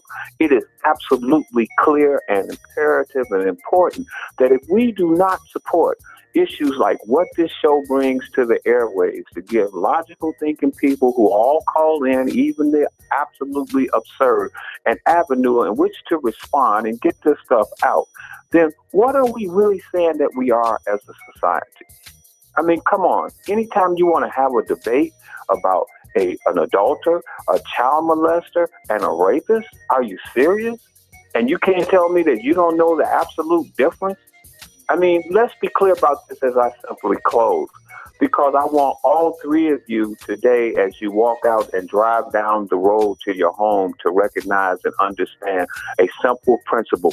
The more sense that you make, the less people care, which is why a show like yours does not have a ton of sponsors. But if you come on the air and you lie and you talk about and you degrade and you make it absolutely as absurd as possible as you can make it, then you get all the sponsors, then you get all of the monies. And guess what? We're still just as dumb as a box of rocks. So at the end of the day, as Tommy goes back to the house calls of sanity, I just want to let you dummies know, if you come around my place, first I'm going to cuss you, then I'm going to try to beat hell out you, and then I'm going to leave before the police shows up. Goodbye. That's Tommy's tantrum. You can catch Tommy at some point when he wakes up from his nap, usually during the second hour of the broadcast. Thanks, Tom, for that. Thank you for the promotion. Yeah, we need y'all. We need sponsors too, by the way. advertisers. Just advertise. Yeah. Your business. Yeah. Everybody's listening. We're not trying to take nothing from you, let's. Yes, we are. We're trying to take your money out your But we pocket. giving back, Yes, we unlike are. somebody else. Yes, we are. I suppose so. So I got Paul from Northwest Side. I got Adrian Holden. You guys are the last callers. Not necessarily in that order. Depends on which button I hit first. Yeah, right. There you go. Index finger, baby finger. We'll see. Yeah, we'll just eeny, meeny, miny, mo. Catch a tiger by his tail. If he hollers, let him go. My mama said to. Kick Trump out of office. My 93-year-old mama said, kick Trump out of office. Something got to give, man. Yeah. All right. Stay tuned for more on the family.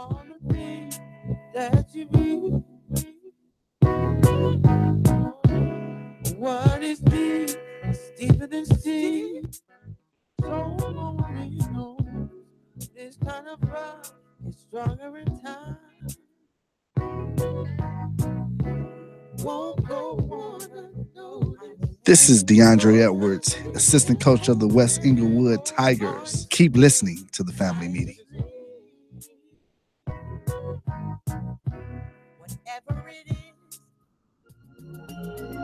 The reason that it's important to advertise on the family meeting is that we have an economical way of reaching a great audience. One could say it's not cheap, but what we like to say is that it's an effective buy for a business or an individual who wants to reach a quality audience. The reason that it's important or a good place to advertise is that our cousins love to patronize. I'm Richard Chu, also known as Bad, the Black Asian dude with the family meeting. For more information on advertising on the family meeting, you can reach us at info@tfmradioshow.com. That's info@tfmradioshow.com. You can also contact us at area code 708-794-6444. 708-794-6444. A basic and essential part of any financial plan is savings. Most of whatever cash you have will be there because you put it there, not necessarily because of some fancy investment. Now with Save and Plan, Polaris has introduced a way for you to get empowering financial advice. Save and Plan is simple. Just sign up to save on a systematic monthly basis directly from your account and gain access to a planner and our planning services. Once you sign up to save, Polaris will help you develop a customized financial plan and give you a real person to speak with. Your dedicated planner is just an email or phone call away. Save and Plan offers empowering advice for everyone. Visit us at polarisadvice.com and call us today at 312-951-2606 or email us at polarisadvice.com. That's 312-951-2606 or email us at polarisadvice.com. Save and Plan, empowering advice for everyone. Securities, insurance, and advisory services offered through FSC Securities Corporation. Member FINRA SIPC. Insurance services offered through Polaris Insurance Agency, Inc., which is not affiliated with FSC Securities Corporation. Itsashort.com. The website is itsashort.com, spelled ITFASHORT.com. We are the best designation on the internet for award-winning short film, video, and web series. Artists are from all over the world. They are award-winning from various festivals, but you can find us at info@itsashort.com, customer care at itsashort.com, and we'll get back to you straight away.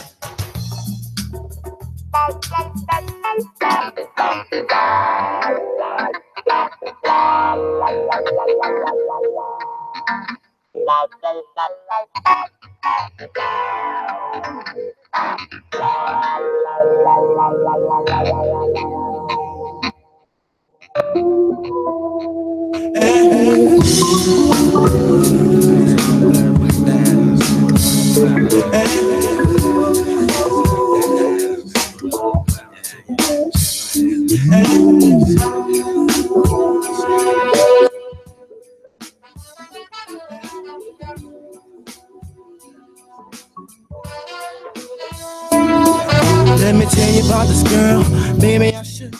I met her in Philly, and her name was Brown Sugar.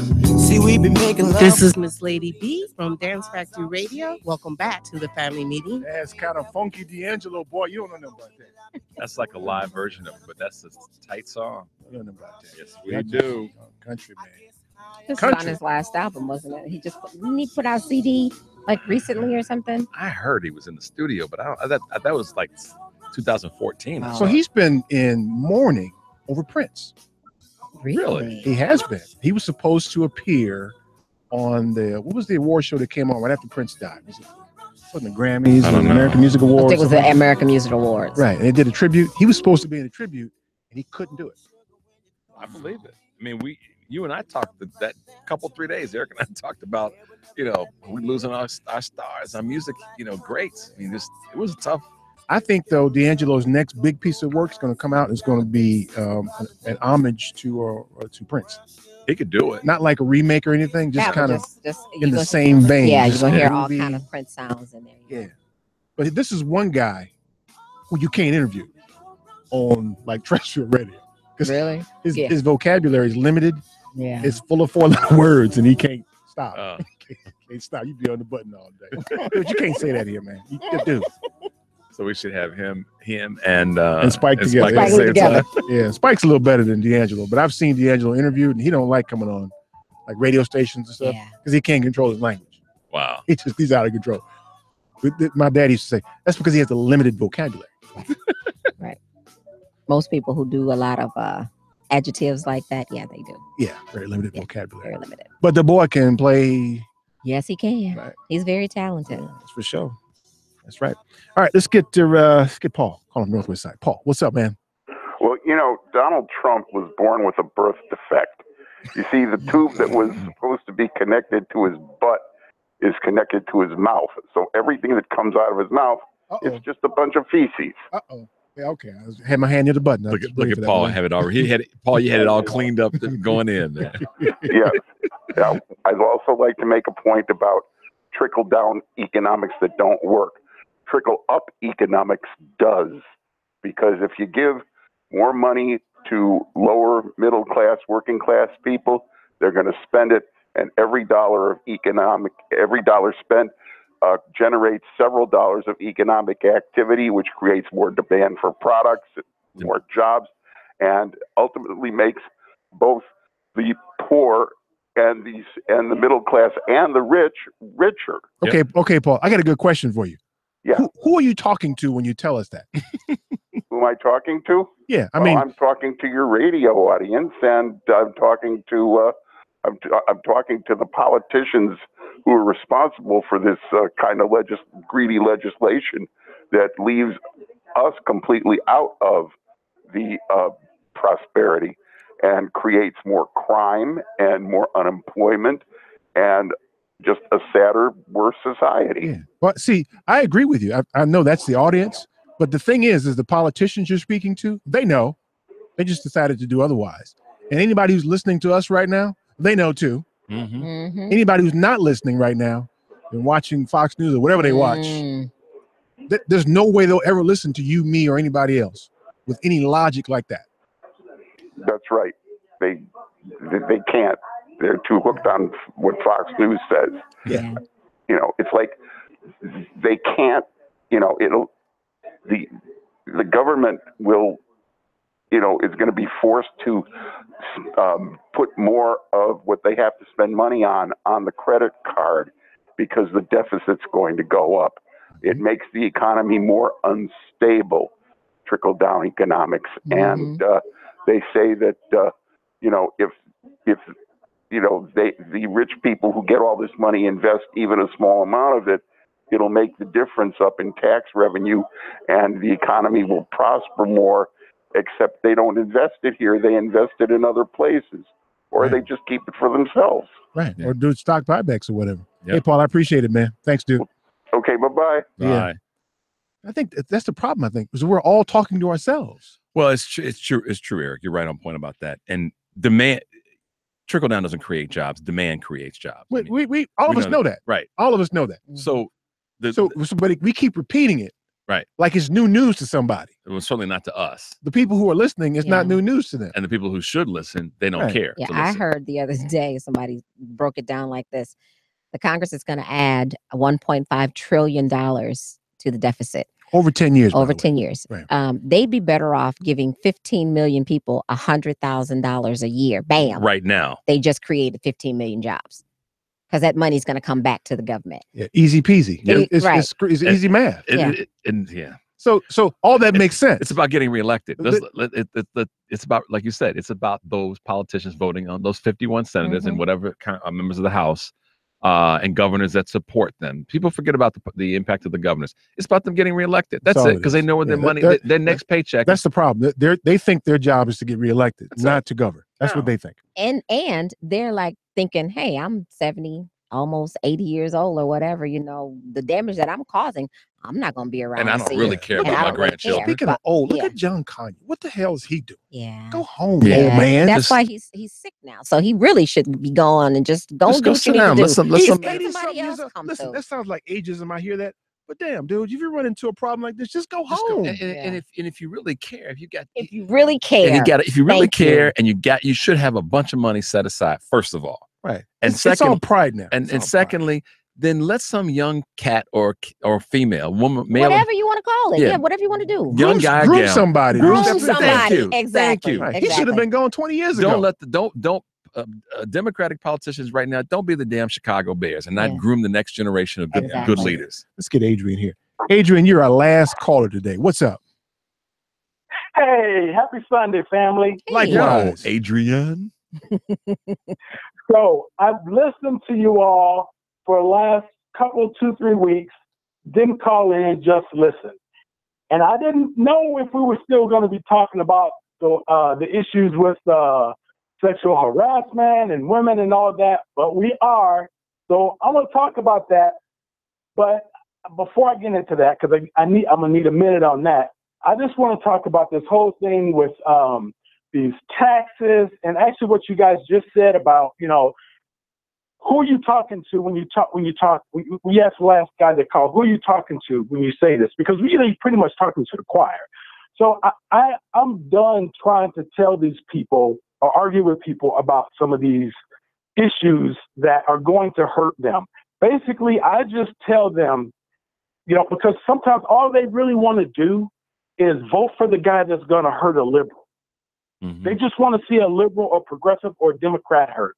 And they don't care who they vote in that's going to do that. So basically what I just tell them is this: listen, the policies that are being put in place, this crap sandwich that you wanted to serve up to us, you about to sit down and have a buffet of crap sandwiches yourself. And I'm done with it. I'm done with it. Yeah, that's right, Adrian. I feel you. Don't discriminate. They hit everybody. Right. And you ain't gonna get no hot sauce to go with it either, are you? That's right. That's right. Just straight up crap between bread, bon appetit. Right. White Wonder Bread. Absolutely. Yeah. Ain't even got no whole grain. Just straight up Wonder Bread. Go on, Adrian. No hot sauce. So on the women issue, and I came to this because, and I'm thinking about other topics a while back when you guys talked about perception. And so I have cable, and since I have cable, I have a lot of channels.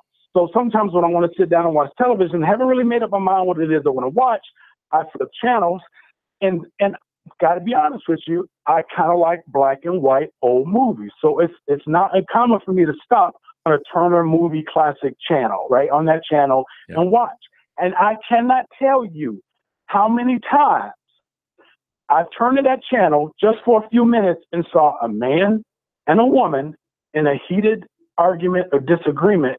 And the way it was resolved was this, and these are movies back, black and white, 40s and 50s, so we wasn't in them, right? Anyway, this was a white man slapping a white woman to resolve the conflict. Or if she was hysterical about something, she got brought back to her senses. And this was right after the Weinstein came out, and then somebody came out right after that.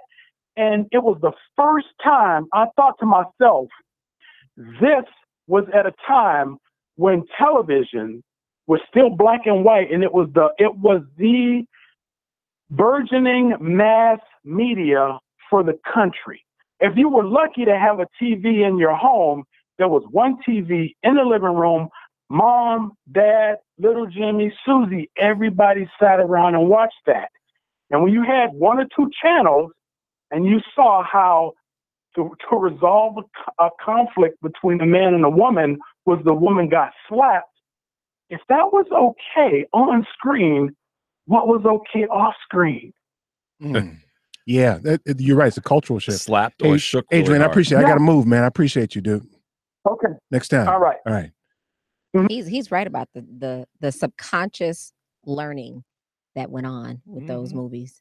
He's right about that. I never even thought about that, but he's right.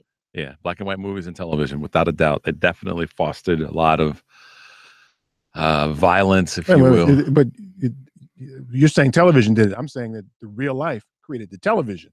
Not the other way around.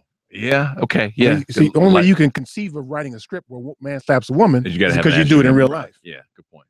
Right. Yeah. Calm down.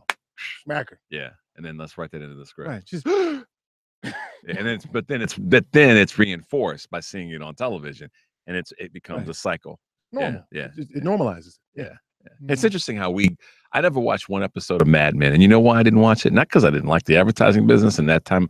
It's because I instinctively, I guess, I thought I really don't want to watch a TV show about what I knew was ultimately an abuse of power, an abuse of position and privilege. And that's what Mad Men ultimately was about. I never even knew when it was on. That was a good series. That was a good series. Mad Men. Was it? That was a good series. Yeah. I wouldn't even know. I didn't watch it at all. I didn't watch. Did you watch The Wire? Nope. Gotta see The Wire. Yeah, The Wire. Yeah, I will. It's funny you guys said that. You saw The Wire, the whole thing? The whole. Was that crazy or what? Man. I watched a couple of episodes and then What was that crazy dude name with the shotgun? Omar. Yeah, Omar was the dude. You gotta learn about Omar, man. All right, Omar was the bad Omar was boy. the dude. I will tell you that's the best thing. And he liked men. That's the best. But he Yeah, a gay thug. How about that? He was thuggalicious. Hey, boy. I have a friend of mine. People would scatter when Omar. Man. Omar's coming. They would run. I have a friend here in Chicago who is gay, and he listens to the show. And I'm telling you, he is a bad, but not mess with him. Please. Man, please, I'll break you down. He would, run through a brick wall. Yeah. But you wouldn't know, and you wouldn't know he's gay, the stereotypical what we have seen. Yeah. But Eric, boy, run through a brick wall to save anybody. Yeah. Gay, straight, black, white, tall, skinny, doesn't Hey, matter. I wanna make this comment, and I know we're getting ready to wrap it up, but Stephanie Simpson on YouTube says, "Hey, Steph." She said Conyers is from Michigan. He'll be replaced by a Republican. That's why he was targeted by the right wing. Yeah, and the money came from the Koch, one of the Koch Foundation groups, and they basically slipped it through. All the Democrats are targeted by the right wing. Here's my thing. I go back to this playbook again. They've shown it to us over and over and over again. The trick to not being defeated is to use their plays that they've already shown us to win this game. Make sure that your house is in order. Stop falling for the okie doke. True. The banana in the tailpipe. And stand for something. And stand for something. Yeah. Absolutely. Yeah. That's the problem Democrats have. They don't stand for anything. And that's why they fall for a lot of stuff, because they aren't standing the as soon way as they somebody should. starts hammering on them about this something bad, they start backpedaling. No, I didn't do it. No, fight back. That's why I have so much respect, even though Al Franken has been accused of certain things. I still have the utmost respect for him because he owned up to what he did. And he goes to the press and takes questions. He stand He up ain't with hiding back somewhere. No, he ain't sitting back nowhere. And you know what? When you think sending out an attorney to speak for him. Exactly. No, Speak Al was for like, himself. no, I got this. I can talk. Right, Yeah. I got this. And if you think about how he, was interrogating Sessions, that's how he played his game. Al knew, all right, come on, bring it. Bring it. I got some stuff in my back pocket. Yeah, I'm good. And that's where we need, Eric, 2 years ago, Eric was saying the guy that is the Democrat that's really speaking and talking about something was Al Franken. Eric said this 2 years ago. Yeah. And Al Franken is my guy. Yeah. So I'm disappointed with him. Yeah. If any of it's true, but he's still my guy. I got good friends. I'm disappointed. Bill Cosby's my guy too, by the way. Yeah. I mean, I got. Well, yeah. And y'all heard? Sorry. To the point that in the email that you sent, Yeah. About Tiger? they would want us to turn to our walk backs. away and to turn our back. Absolutely. That's why I had to clean that up. Yeah, we I- all have people in our lives that have done things wrong, but we still find a way to associate with them Yeah. and be forgiving. They need to pay the price They for need what to they've pay the done. price. Absolutely. We're not saying. But you cannot erase the good they've done. Nope. The Exactly. Cosby Show, Fatherhood, the book, one of the best books I've ever read. Yeah. The first actor to insist on a black Exactly. stuntman. Yep. Can't beat that. Nope. Can't beat that. As you know what, that's all the time we have. I want to thank you for yours, Lady B, for the work you do back there, girl. Yes. You didn't come in here today. We missed you today. You got to come in here next week. She came in early. She did? Okay, She yeah. was here. She The was black here. Asian dude. What's up, y'all? And Tressa? Yeah. Doing that news in the only way you can do it, girl. Thank you. Tune into the family meeting every Sunday at 4. I'm your host, Eric Grant. Peace. The preceding program, The Family Meeting, is sponsored by the Polaris Insurance Agency and Eric Grant, and to the extent of its guests, the views and opinions reflected do not necessarily express the views and opinions of NewsWeb Radio Company or its management.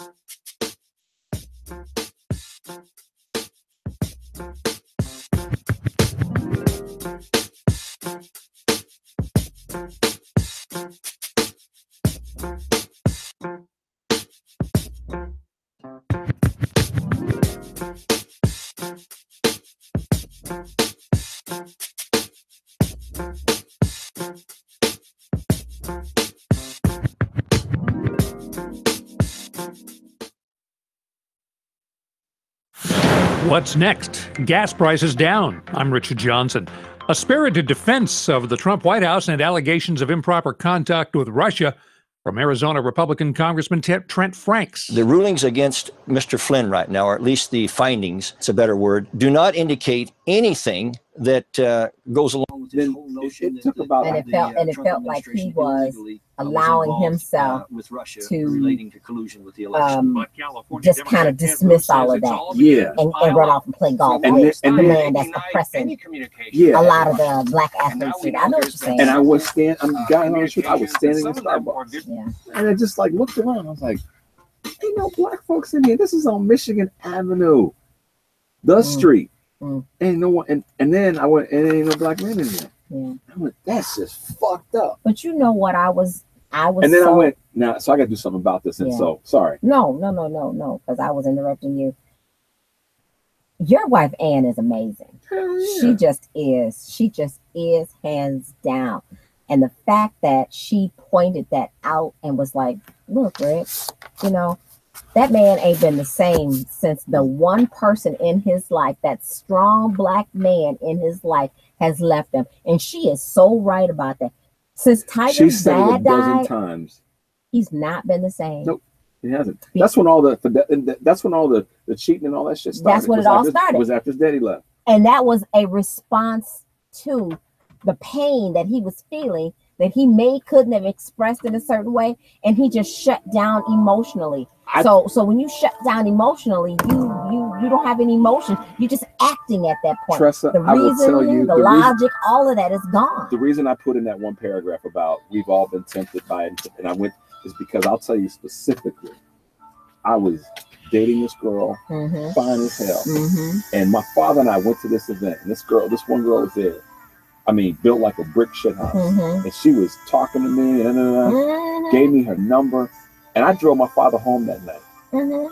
This is a God's honest truth. I drove my daddy home that night, and he said to me, I was 32 years old. He said, "Now look, boy." I can read everything he said, but basically he said, "Now look, I know that girl got your attention. Yeah. Don't fuck around Don't and fall mess for up what you have over here." Don't fall for that. He said, "I know you want to call up when you drop me off." But he said, "You need to carry your ass straight home." Straight home. Don't even open the door. And Don't I even open the remember door to it. thinking, to this day, I remember he read me like a clear glass. Clear glass. Your father. And that's what hit me about this whole thing. I said, and then I juxtapose that with what Ann's been said to me at least a dozen times. She said, he ain't been the same since his daddy died. Yeah. And then I thought, and I didn't want to put this in there And because him it being an wouldn't have only been fair to Eric. child. And you got to think about his mother was Asian, so therefore she assumed the role of just. No matter how strong she No was. matter how strong she in their culture, that's just their culture, that she just assumes the role of you know. And the thing that the other thing that I didn't say in the email, because it's public and I wasn't going to do this to Eric, but I also replayed in my mind. It's amazing how much shit can go in your brain in a moment's notice. Can bring it back. Eric said 2 weeks ago on his father's birthday, he said, my daddy was there every time. It could have been this, it could have been that. Boom, boom, boom, boom, boom. Daddy was there. Even when he wasn't supposed, when he didn't need to be there, he was there. Yeah. And I was like, yeah, you know what? Ann's right. Yeah. That's why I said what I said. She's amazing. She was spot on. And then I said, okay, I got to married up. Yeah, he did. And I'm okay with that. Yeah, he did. But she'll tell you that she didn't. That she do bad herself. Yeah. I was trying to figure out how to say that. She's trying to be nice to I got stuck. She's trying to be nice to her. No, she's amazing, and put up with I love the way she put it. You know, in simple terms, the way it's just understood, straight to the point. I mean, she said to me, "You're the one that's told me more and more times." And she said this to me. I think it was Friday night. She said, "Yeah, it was after the email went out." She said, "How many times have we been someplace?" And I got pissed off because I saw somebody look at you the wrong way. She said, "I didn't know about that before I met you." So she said, listen to me on this one. And I was like, yeah, I know. So I thought, yes, yeah. So in a broader scheme of things, what sometimes happens is we do pile on in our own circle of family and friends. I think what's happening right now, and it just started with the thing about Al, is that Al's still my man. He owned up. He didn't go and hide and dodge it and all that. He said, like Eric said, got your lawyer out there for you talking and sending out statements. And so that's why I said that what Al should do is he should stay. Unless the voters tell him to go, he should stay. If Nancy Pelosi and Dianne Feinstein and a bunch of the women say he should leave, he should say, I'm not leaving because I got something to be here for. That's my opinion. I think Al should take that stand. And my comedic days and the stuff that I did under the pretense of being a comedian on the USO tour where everybody knew this was comedy at its best. We were acting a damn fool. Out trumps anything else that they're trying to put it together. Like you said, if you can't distinguish the difference between sexual assaulting, rape, and a child molester, something. Then y'all got a bigger problem than I do for being a goofy ass fool. It also speaks to the inability to resolve problems. So if he's guilty of everything they say he is, what's the resolution? What's the resolution? Thank you, Eric. Yes. Thank you. Yes. What's the resolution? I'm so damn tired of this. Yeah. It's like we're stuck in this weird spot where everybody's just throwing all these accusations out, and that's okay. But what are we going to do to fix it and go forward? And I don't believe that we can't fix it. Yeah, there's a. But you can't fix child molestation. Individual, yeah, you can. Individual cases, we can be. Individual cases give you resolution, and then the bigger picture. And child molestation, just give me and Eric the address. We don't even have to know you or your child. Yeah. Republican, Democrat, Independent. We don't care. Just give me and Eric the address. It'll be fixed. That's these motherfuckers though. I think Trisha and I was talking about this earlier. They have a tendency to get in trouble, like deep in trouble, where they can't get out no more, and then just die. Yeah. Yeah. It's before the punishment comes. You know, like we want to see we want some personal satisfaction. Right. We want some retribution ourselves. And we don't get it because they just die. We're spiritual folks here. We know the spirit's gonna take care of your ass. But before you get to the gate, we want that. We want to fuck you up a little bit. We want that. The dudes from Enron, they just died. Yeah. Committed suicide or just died. The only thing we're kind of getting right now is what's his name? The guy in New York that swindled all. He in jail right now. Madoff. I'm surprised he ain't died. I knew he was gonna die. You know who else is jump out a window or something. But his son did. Didn't one of his sons commit suicide? I think you're right. Yeah. He did. Yeah. He definitely did. Did you see that movie? They remade the movie played by not Al Pacino. His the one Robert De Niro. Robert De Niro. Yeah, we actually saved it on Netflix as one to watch. I gotta watch that. Yeah. Madoff movie? Yeah, it's actually supposed to be really good. It's about Madoff and it's about how it all happened. Speaking of crazy stuff, Dick Wolf, who's Law and Order producer and done all, he did this 8-part series on the Menendez trial. And what's her name played the attorney. I know you're talking about the girl from Soprano. Nurse Jackie. Soprano, Nurse Jackie. It's really good, and I don't want to. It gives you a whole different look at and I what gotta happened tell you, with those boys and how that trial went down. I gotta tell you, there's some parts of this at the end. It's worth watching, and the last episode is gonna mess with you because you find out something that just wasn't brought out back during that time. Nope, and it came out after the fact. Yeah, and it makes you go. Now I understand. Killing the parents was not the right thing to do, but I can understand. But I can understand. Because then you find out there's two things that you find out, and you go back to what Eric said, what Eric Grant just said, and had the truth been told, these parents probably wouldn't have been killed.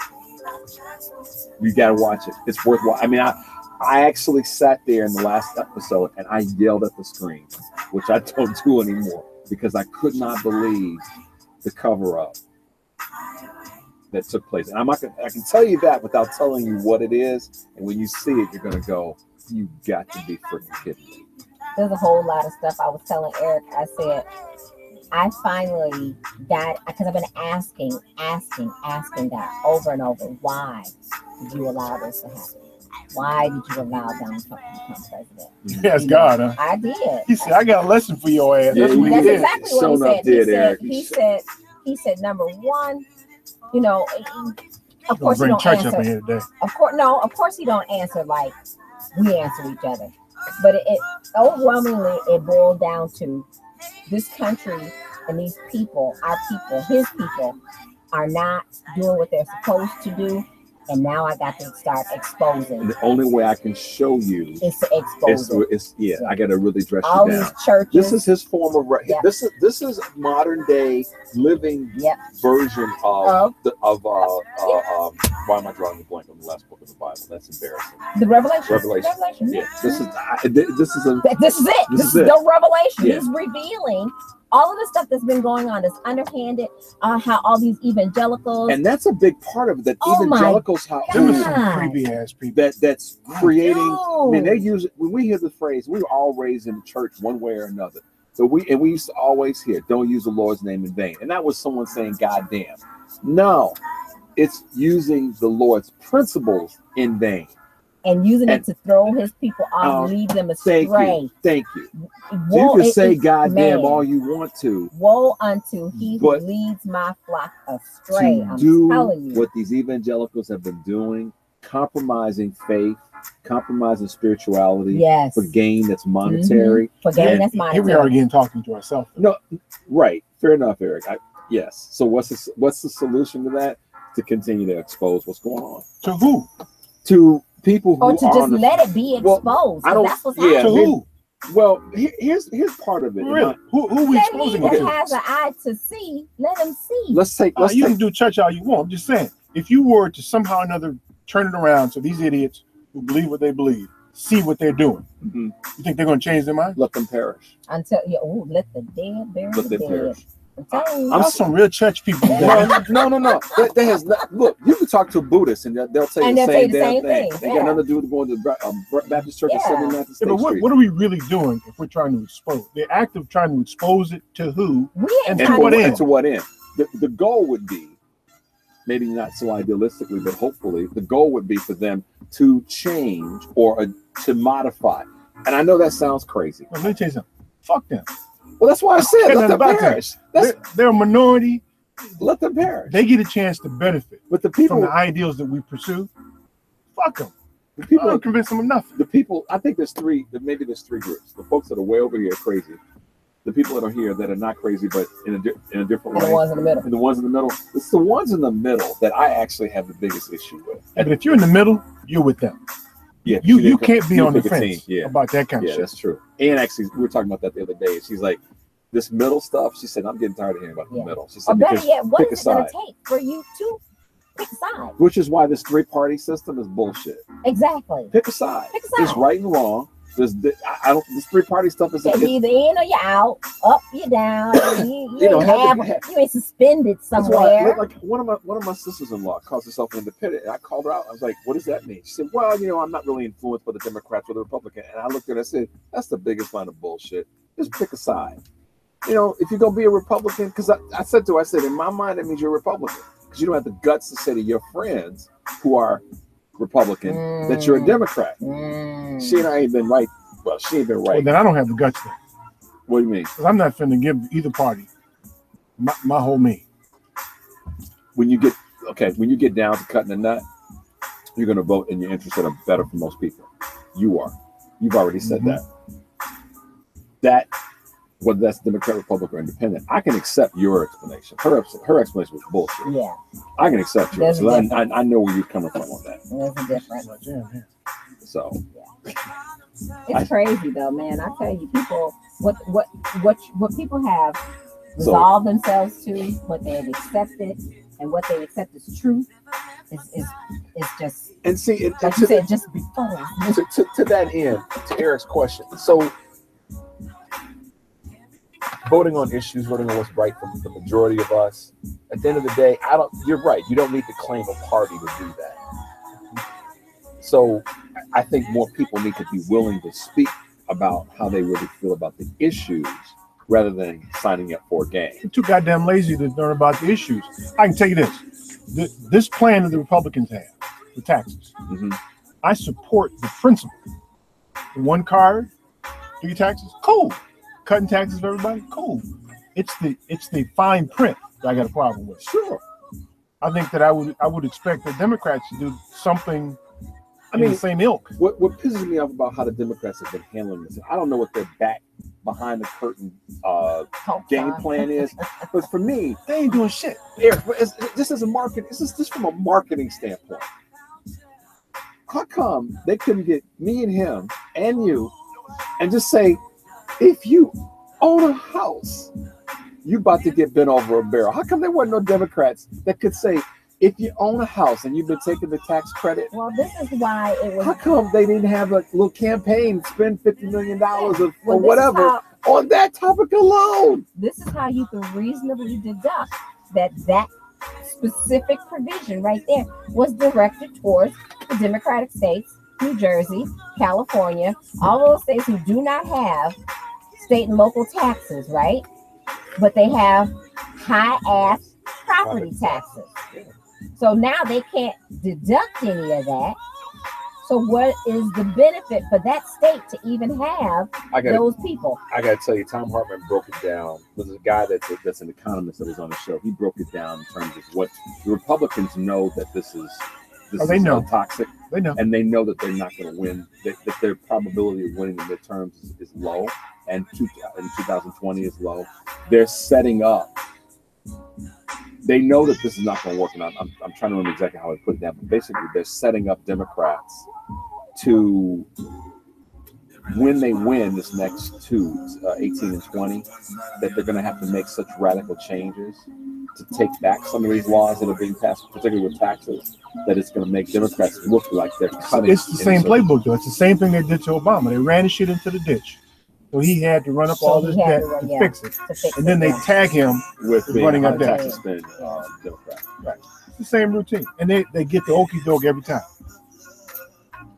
Yeah, well, that's why folks like Conyers have got the old Democrats have got to go. Oh my God, and dude, man, bring some young folks. What's that woman? That'll bring it back to woman senator from. What's she from? California? Not Auntie Maxine. Maxine's talk old. About Auntie Maxine. Auntie Maxine. Don't you talk about she needs to have a protege. A protege, yeah. Yes. That's the biggest They problem. should be grooming somebody to take that place. They should be obvious. Our bench should be deep as hell. Man. In the House, the Senate, and in the governor's office. When I'm ready, you next in line. Most of these people are north of. What's the guy from South Carolina? The old black guy from South Carolina was a congressman. He was the whip when the Democrats had the party. Anyway, he's like 70-something years old. That sounds like ageism. I know that. No, it doesn't. No, actually, it doesn't. But normal people retire at 65. And so much has happened and changed since you first came into politics. You know, you got a whole different set of generation people that speak a whole different language than you can't even comprehend. That's what the DNC is not looking at in building their playbook. Is building a bench. They need to be building. There's a whole generation of people that just feel left out of the process because no one can communicate with them in the way that they used to and people who would want to get in the process are fearful that if they, because of how this whole cycle around not just sexual harassment, but just treatment in terms of debate in politics. Why do I want to get into this? I think that the problem, one of the challenges that Democrats have right now is not teaching younger Democrats that this is the way you fight this. The way you fight this, yeah. You don't have to run from it. But they're not fighting it. But, nothing to teach. But they don't have anything to teach from. How about Matt Lauer had a button? A button? He had a button on his desk. Then when women would come in, he could hit the button and would lock the door. You didn't hear that? No, I didn't hear Oh my God. Dude had a button that under his desk that when women would come in and he was wanting to, he hit the button and would lock the door. How creepy is that? See, look. That's the type of shit you can't fix. When you feel a sense of entitlement that it's okay. 20 plus years he was with NBC, and they said some of this stuff goes back many, many moons. Yeah. Come on now. You mean to tell me nobody knew about this? How many sisters did he harass? Ain't none come forward yet. Male or female. You know what? I gotta tell you How many sisters? Hold on, let me say it. Let me say it. Please let me say it. I gotta tell y'all this. I have been paying attention to that. And I gotta tell you, even with Cosby, so we can take everybody on the spectrum right now. And I will tell you, I had a white female friend of mine say to me, one of the same women that walked in my office last week. She said, "You know what I really have noticed, Richard, with a lot of the women that are coming forward with sexual harassment? There's not really a lot of black women." And I said, "Okay, I can't say her name, but I did tell her. I said, you know what? I have to say this to you. Most of the time, if you cross a sister just the wrong way, you will get told." And she said, she works in the theater industry. She said, "Come to think of it, yeah, you know what? And that sister could be just as educated. She could be just as articulate. She could be just as sweet and demure. But the moment you, like you said, cross her like that, man, you're going to see a side of her you have never You might seen get punched. before. You might get What? punched in the head. What? Or the chest. I wish Matt Lauer would have locked the door behind her sister. Lock that door behind Keisha. Mess around, get your ass cut. Matt wouldn't have been on the air that night. He had all these bruises on his face. What He happened? had his straight pocket head. Chester, what happened, Matt? I thought I'm scared. You Like got a told. woman who was Straight abused pocket has to protect Yeah, herself had and to lie protect- and say, "Well, I slipped down the stairs." Matt would have had a built I knot on the slipped side on my of his head. shoe. Yeah, he had not a fat his head, black eye. And Curry would have been like, "Yeah, you got your ass whooped. That's what it was. I told you to stop locking that damn door." No, see, that's for those who are listening on YouTube. That is not a racial bias No, it's statement. not a racial That bias. is That's a true. fact. That's a fact. I know for a fact. That's a fact. And I know a handful of white women that would knock you out too. Straight knock you out. And the problem is, now I'm not putting this on women. I'm putting it on men because men are the ones that make. To Eric's point about that slap, you know, men create these Stepford wife mentalities that say, "I can do whatever I want to with you, to you, and whatever, however And to I that want." little boy that's watching it, go, "Oh, That's how you handle it. So when my older sister, 5 years older than me, Yeah. tells me to sit down, I can slap her because Daddy slapped Mom. But she'll knock you the fuck out. Huh? She'll knock you the fuck out though if you slap her. But I'm saying he feels entitled that he can do that because he saw Daddy slap Mom. Okay. Yeah. Even the 10-year-old boy, 15-year-old sister tells him, "Sit down, we're gonna get in trouble," and he slaps his sister.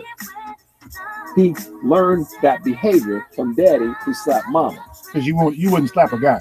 No, you'd be like, "Okay, I guess I better sit down because we're gonna get in trouble." Right. That's what, so I blame guys for that. I always have. One of the reasons why I'm not married to this day is because of that. Because of what? Abuse, physical abuse. My ex-husband was physically abusive. You need to go talk to that motherfucker? No. But he was physically abusive, and I remember one time that he had gotten physically abusive with me, and I looked around as I was trying to protect myself, and I saw my young son watching this, and it was in that moment that I said, I can't do this. Mm-hmm. I can't let this cycle continue because my children are watching this. And I had the conversation or tried to have the conversation with him, but you know, when you same thing, he same thing. He watched his father control his mom that way. And when things didn't change, I took my kids and I said, I can't do this. I think I told you guys this. My father was real clear about people's personal space, and he always made it clear. He's like, look, you know, Eric, this is kind of a hybrid of what Eric said about people just always greeting and saying hi and all. Daddy was like, you know what? You'd be nice to people, but that don't mean you'd be up in their space, male or female. He was very like, you know, nice to folks. But I used to take it personal if I would speak to someone and they didn't speak back. I don't do that now. Because you're Southern. Yeah, I don't do that now. If I speak to someone, I go, "What? I did my job." That's it. That's it. That's how I look at it. I go, you know, I spoke to them. They don't speak back. They lost. They lost out on the opportunity to talk and then I would say, I hope, and somewhere in their spirit, they feel a little bit smaller and a little bit more. Why didn't I speak to that really nice woman? She seems really pretty and wonderful. Big smile. Yeah, that's exactly that. So when Eric a couple weeks ago talked about when people get goofy when it comes to money and you got to put it to them, he said, "I put the screws to them." That's how I do it with people anymore. I'm like, you know what? Oh well, you lost out on talking to me because I'm pretty fucking great. I'm pretty fucking awesome. Because I'll be walking. Seriously, y'all, I'll be walking down Michigan Avenue. Yeah. And I'm like, see somebody, you know, smile just casually. I hold the door look, y'all. I shouldn't say this, but I'm gonna say it anyhow. I was going through a revolving door. I let a person go in front of you. In front of me. They didn't even acknowledge me. That you had let them go. And I did everything in my power. Because if the door had little handles inside of the revolving part, I did everything in my power to not jerk the door because it would have popped them right in their face. When I stepped in the revolving out, Eric, you probably would have egged me on to do it. You'd have said, "Come on, man, grab it." Here's the thing: I never yield ways to any white dudes, for instance. Even if he gets there first. It happened to I'll go take the door from it. No, I've gotten better at doing that. I've gotten really good about it.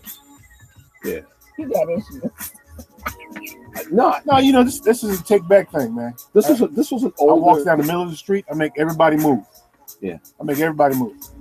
I will tell you, Tristan, there's a couple areas that I'm still shoring up, but since I turned 50, oh yeah, I'm definitely I will do it. This person was an older female that didn't acknowledge me letting her go through the revolving door first or in front of me. And I snapped it quickly, and I was like, you know what, I should snap this door back. Shoot, man, I don't get that very much. There's the occasions where I'll hold the door for anybody. Yeah. Maybe it's the way I do it, but I always get a thank you. Oh, I get it too. But this is one of those moments where I was like, really? I get it too. I mean, I get the thank you or the nod or, you know, just some acknowledgement. Yeah. But to Eric's point about walking down the middle of the street, like the tip of a spear, yeah. If I'm walking down the street, we had a funeral to go to yesterday after we did some holiday shopping. I can't tell how many people bumped into me, but I didn't get. There wasn't an apology. Lean into a little bit. Yeah. Are you kidding me? If I see him coming, I was like, yeah, come on, just I dare you. You know, because we have yielded so long, so many times. I don't do it anymore. If I see some people walking down the street and their kids are running crazy and they got, you know, you're walking down Michigan Avenue and your kids are outside of your arm reach, it's your damn fault if they get run over by a grown person. I don't know that I think I just kind of stop. I don't move to the side of the left. I just kind of stop. You know, it's like, and look at them like for real. I stared down a kid yesterday. No, you didn't stare down a kid. Trust it. Kid was running in the store, ran in front of me. I stopped and looked at him just like this, and his daddy was like 5 feet away, and his daddy came scuffing over real quickly. But I stayed looking at him. He hustled over. Because, I mean... Yeah, no, I get you on that one. That's badass suburban kid that came into the city. I just want to reach down and smack it. I want to just, smack him back over to mom and daddy's bosom. Go like this. Right. Lift him up off the ground and hit him so good. Because it's like, and it's not being violent and disrespectful. It's like, really? And then control your damn kid. And then you take this to a bigger level, which is then you wonder why we have the knucklehead in the White House, because you got this whole pattern of just do whatever the hell you want to do, say what you want to do to whoever you want to do it to, until it hits home. Then you want to cry foul. I kind of hope Roy Moore gets elected, and I'll tell you why. Kind of what Eric said. I hope he gets elected, and then I hope I hope he gets real. I hope he gets elected. Sorry, Trust. I hope he gets elected, and then after he gets elected, there's a video or an audio tape that comes out. That's what I hope happens. Then what? Because then I want to see the embarrassment, and I want to see all these preachers and all these other damn fools. Oh no, they won't be embarrassed. They won't be embarrassed. They'll justify it. They'll rationalize. Oh yeah, they'll drag him in and dip him in some more holy water and shit and try to. There was some people on national TV the woman was an ungood woman, and they'll go down that road. Yeah, there was a guy who was on national TV that said, I was on the fence. I really hadn't made up my mind, but when the president came out and said, that he endorsed him, that he, said he was okay, I trust what the president has to say. Mm-hmm. So I'm going to vote for him. That says a lot about that person. Right? Yeah, well, that's when you want the president to call his wife the B word, and then go, so you trust the president. The president's right, because you was with him with Roy Moore, so the president must be right about what he just called your wife. That's how I want it to play out now. All these people are going, well, I trust the president. Right. Okay, well, let me have the president call your wife or your husband, da-da-da-da-da. You trust the president, right? You with the president. He just called your wife, or or called your husband or your child. But they'll just say, well, she probably was being a bitch. Well, that's how they look at their women. Hey. To them, they are of no significance to them other than to look good and bear their children. And trust it. And I'm telling y'all, this. It ain't just the South. It's folks within 2 miles of where we are right now. I feel that way. Yeah, you're right. And here's one I got to come South. You won't get up off the South. Yeah, South Poland, South Russia. Hello. Okay, so I'm gonna go there for a second. This week, the story about the guy, the guy who, I think he dropped his pistol in California and it shot this girl. Oh, the immigrant. The immigrant. Okay, y'all saw that, right? Heard about that. And then all this firestorm, and then of course they acquitted him. One more distraction and all this other kind of craziness. Well, they were quick to politicize that. Yeah, they were. Mm-hmm. So what I laughed about is like, okay, y'all went down that road real fast. How about these damn Russians and these damn Poles and these other Europeans that are doing some crazy? Yeah, but they're white though. What are you talking about? I know. I'm just saying. That's the highlight. They're white. Yeah, what these Republicans are doing to the immigrants right now it really can be characterized as ethnic cleansing. It really can. That's all it is. I mean, you don't have to characterize it. It's ethnic cleansing. I was just saying, because you could do this and you're only targeting brown and black people. You say nothing about the European, egregious acts of, like you said, the Europeans. You got like Trump the other day retweeting those anti-Muslim videos and stuff, and then Sarah, what you said, Huckleberry Sanders get up there and say, well, it doesn't matter if the videos are real, the threat is real. Really?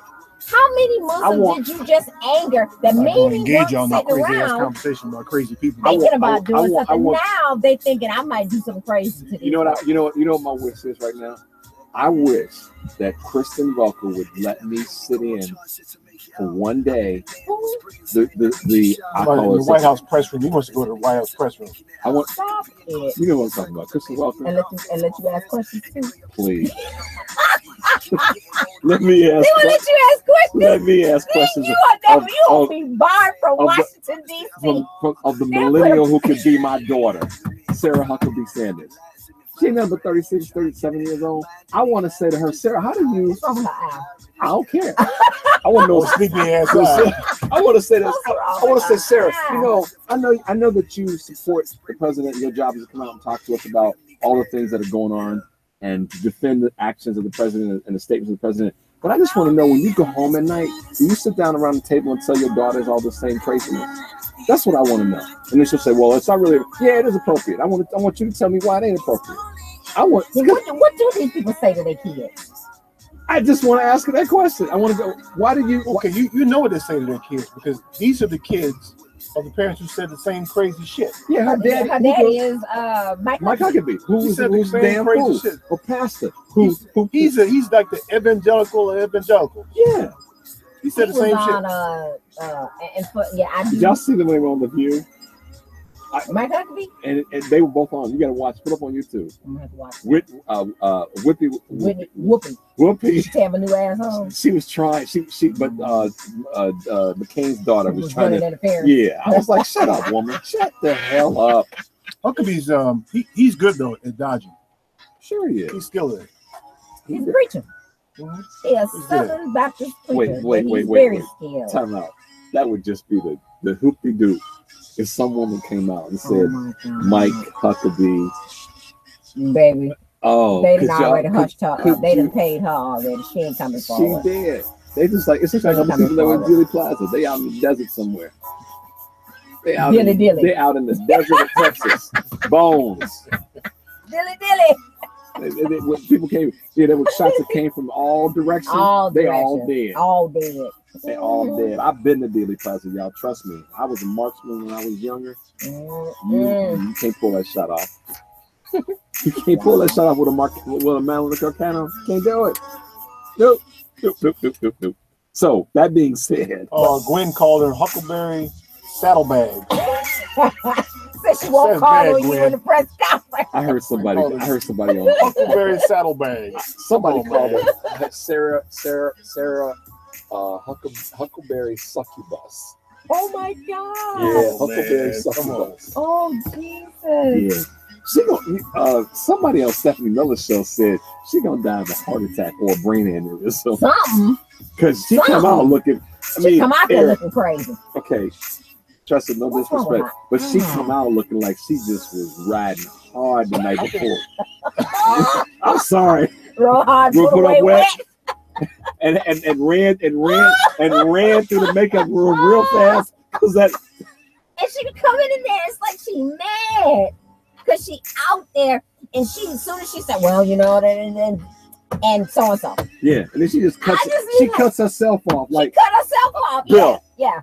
And then I think with that lazy eye, she can see around corners. It could be.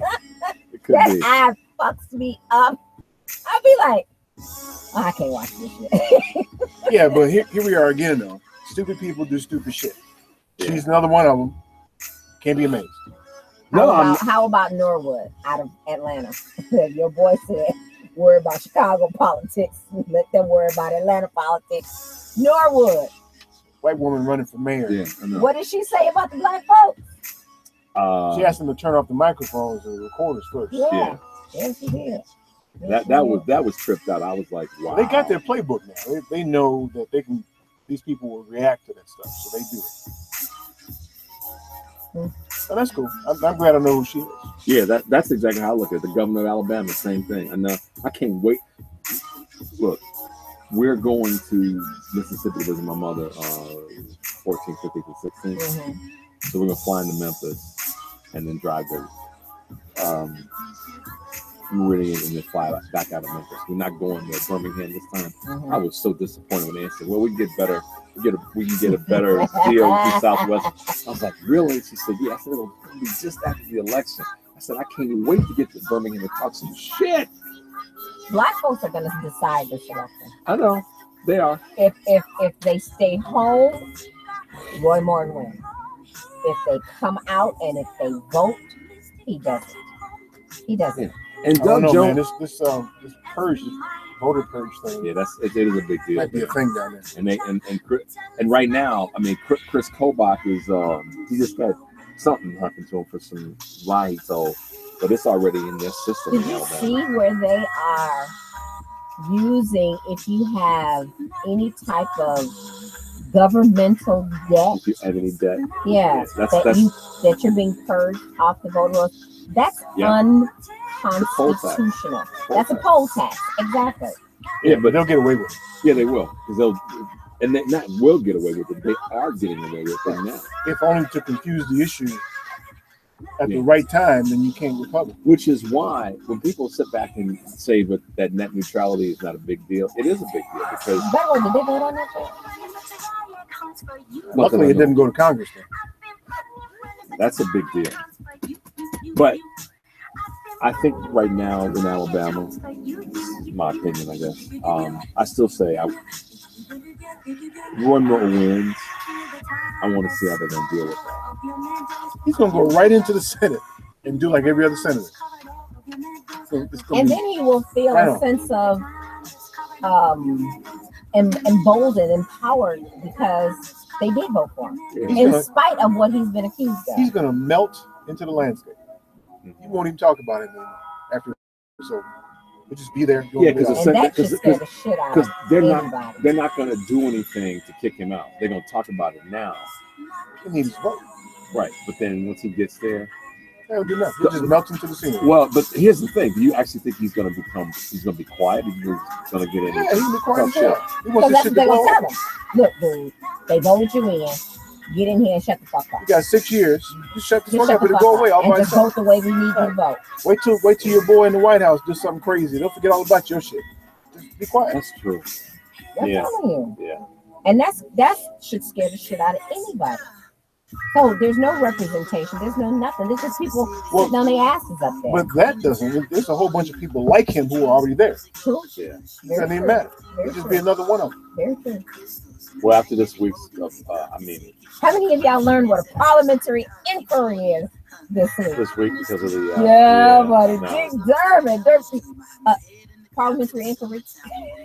I was like, yeah, and it's funny because I think it was 2 weeks ago. Eric said something came up, and Eric said, "Yeah, I like how they do get it on because they just they get down and dirty. They bring that shit. Like that shit. I love how some of the British politicians were like, that motherfucker needs to be locked up. When he come here, lock his ass up. We're gonna lock his ass up. The British said that. Yeah, come on over here. Come on visit. They're gonna lock his ass up.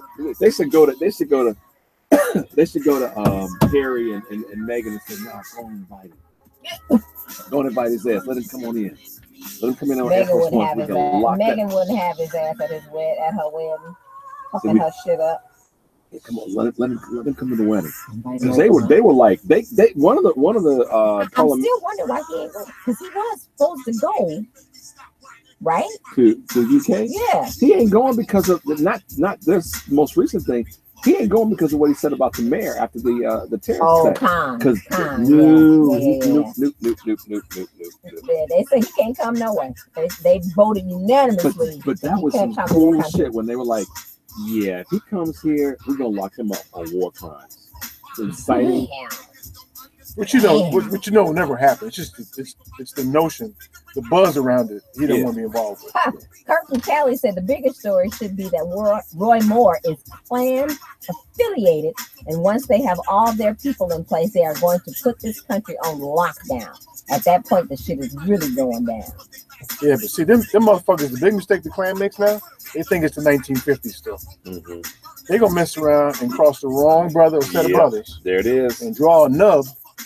There it is. It's going to be or public. Some body bag that is sketched out in chalk. It's going to be public. That's what's going to happen. Yeah. Eric is spot on. Yeah, there's going to be they're going to cross the wrong brother who basically like. That's why I've been saying, and I've been seeing a larger presence of Black associated gun clubs popping up.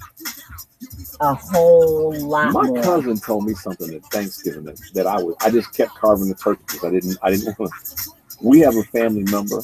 She's 64, single, and she's a member of the NRA. But my cousin told me she's a member of the NRA. She wants to be able to know what's going on, all the stuff that's happening behind the scenes, because she said, "Oh yeah, she's definitely stopped." 64-year-old Black woman. She said she has definitely got some armory in her house. And I was just kind of like, wow. And I know who this cousin is, and I just kept carving. Revolution gonna be televised at some point. Yeah, and it is. I've said to Eric, people getting fed up. It's like, how much more can you take? Like I read this story the other day about the Black man who got locked up He got locked up, picked up on a warrant because he missed a $25 payment. But he made the payment, but the county that issued the warrant didn't quash the warrant after they received the payment. Mm-hmm. So this was like years they later. made administrative error and arrested him anyway. And arrested him anyway. When they got him down there, they searched him like 8 times. He was clean, had no drugs on him, right? 8 times they searched him already. He had no drugs on him. But he was sitting there waiting for processing, and they brought a dude in, and the dude went in his shoe and kicked some drugs that he had in his shoe over by him. And when the police came back out again, they said, oh, this drug's here, they put the drugs on him. Dude was so frustrated about all of this. Number one, he's in jail because on something that he shouldn't be there for, a warrant that he knew he had already paid the payment. Number two, now you just put these drugs on me and then lock me up. You done sent me straight to 26 in California. He hung himself, but he didn't die. He hung himself enough to where it cut off enough that now he can't speak and he can't move. And he's been in the hospital, right? Now, he hung himself, so he's still in custody with Cook County. Cook County sends him to the hospital in custody. They wouldn't let his mother, his girlfriend, or whatever see him, okay? When they kept calling, then they finally said, oh, well, all charges have been dropped against him now. You can see him now. See, now he in Cook County custody. So they ain't got to pay the hospital bill. They ain't got to pay the hospital. This boy then racked up $2 million in hospital bills and rehabilitation bills. All because of a clerical error. Because he was fed up with the racism. He was fed up with being the undue justice and you know what I'm saying? And it put me in the mind of, and I know everybody says Sandy didn't commit suicide, but the facts behind the case, being stopped, being taken in on something that you shouldn't have been taken in on, getting this, then drugs get put on you, then this happens, that happens. And it just put me in the mind of Sandy Bland. It just really did. Not that I'm saying that Sandy actually committed suicide. I'm not saying that at all. But just I get you. It just put me in the mind of that. She could have been. She could have. I don't know. She shouldn't have been there, just like him. Because she shouldn't have been there, just like him. He should have been there. And now this boy who is a father to a 4-year-old child. Yeah, see, someone just you mentioned Khalif. Khalif Browder. Was another one, yeah. He committed suicide. Was a stolen knapsack? Over a stolen knapsack that somebody said he did, and that he didn't do. They couldn't even find the people who had accused. They went back to Mexico. I like this one, and I don't really disagree with it. Only big box items that blacks should be buying this Christmas is a Benelli M4 shotgun. No, that's right. Sig Sauer, one of the two. Telling you, I don't get it nowadays.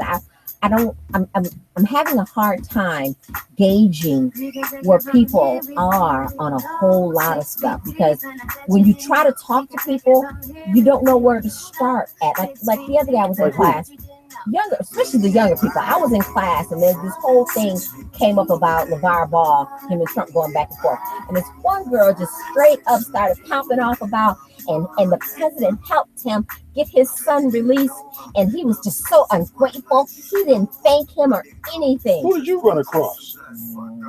One of the girls in my class, young girl. And I said to her, I said, how much of that story do you even know?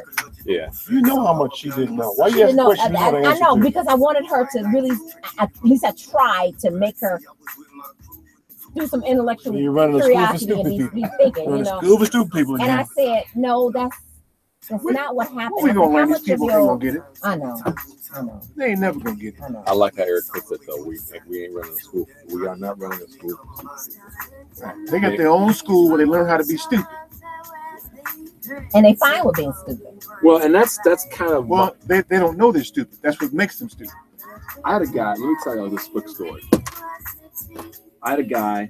I did a mailing, and I do a mailing once a month to prospective customers. And typically, it's like my number one source of generating new business, and it works. So, guy got one of the mail pieces. It's a business reply card inside. They can respond, or they can call it, go to the website, have a landing page. Boom. So this guy did just that. He's a truck driver. I followed up with him, talked, good conversation, and he said, "Well, I'd like to get a little bit more information, and maybe we can find some time to get together." I said, "Okay, cool." He lives in Lockport. He's a truck driver.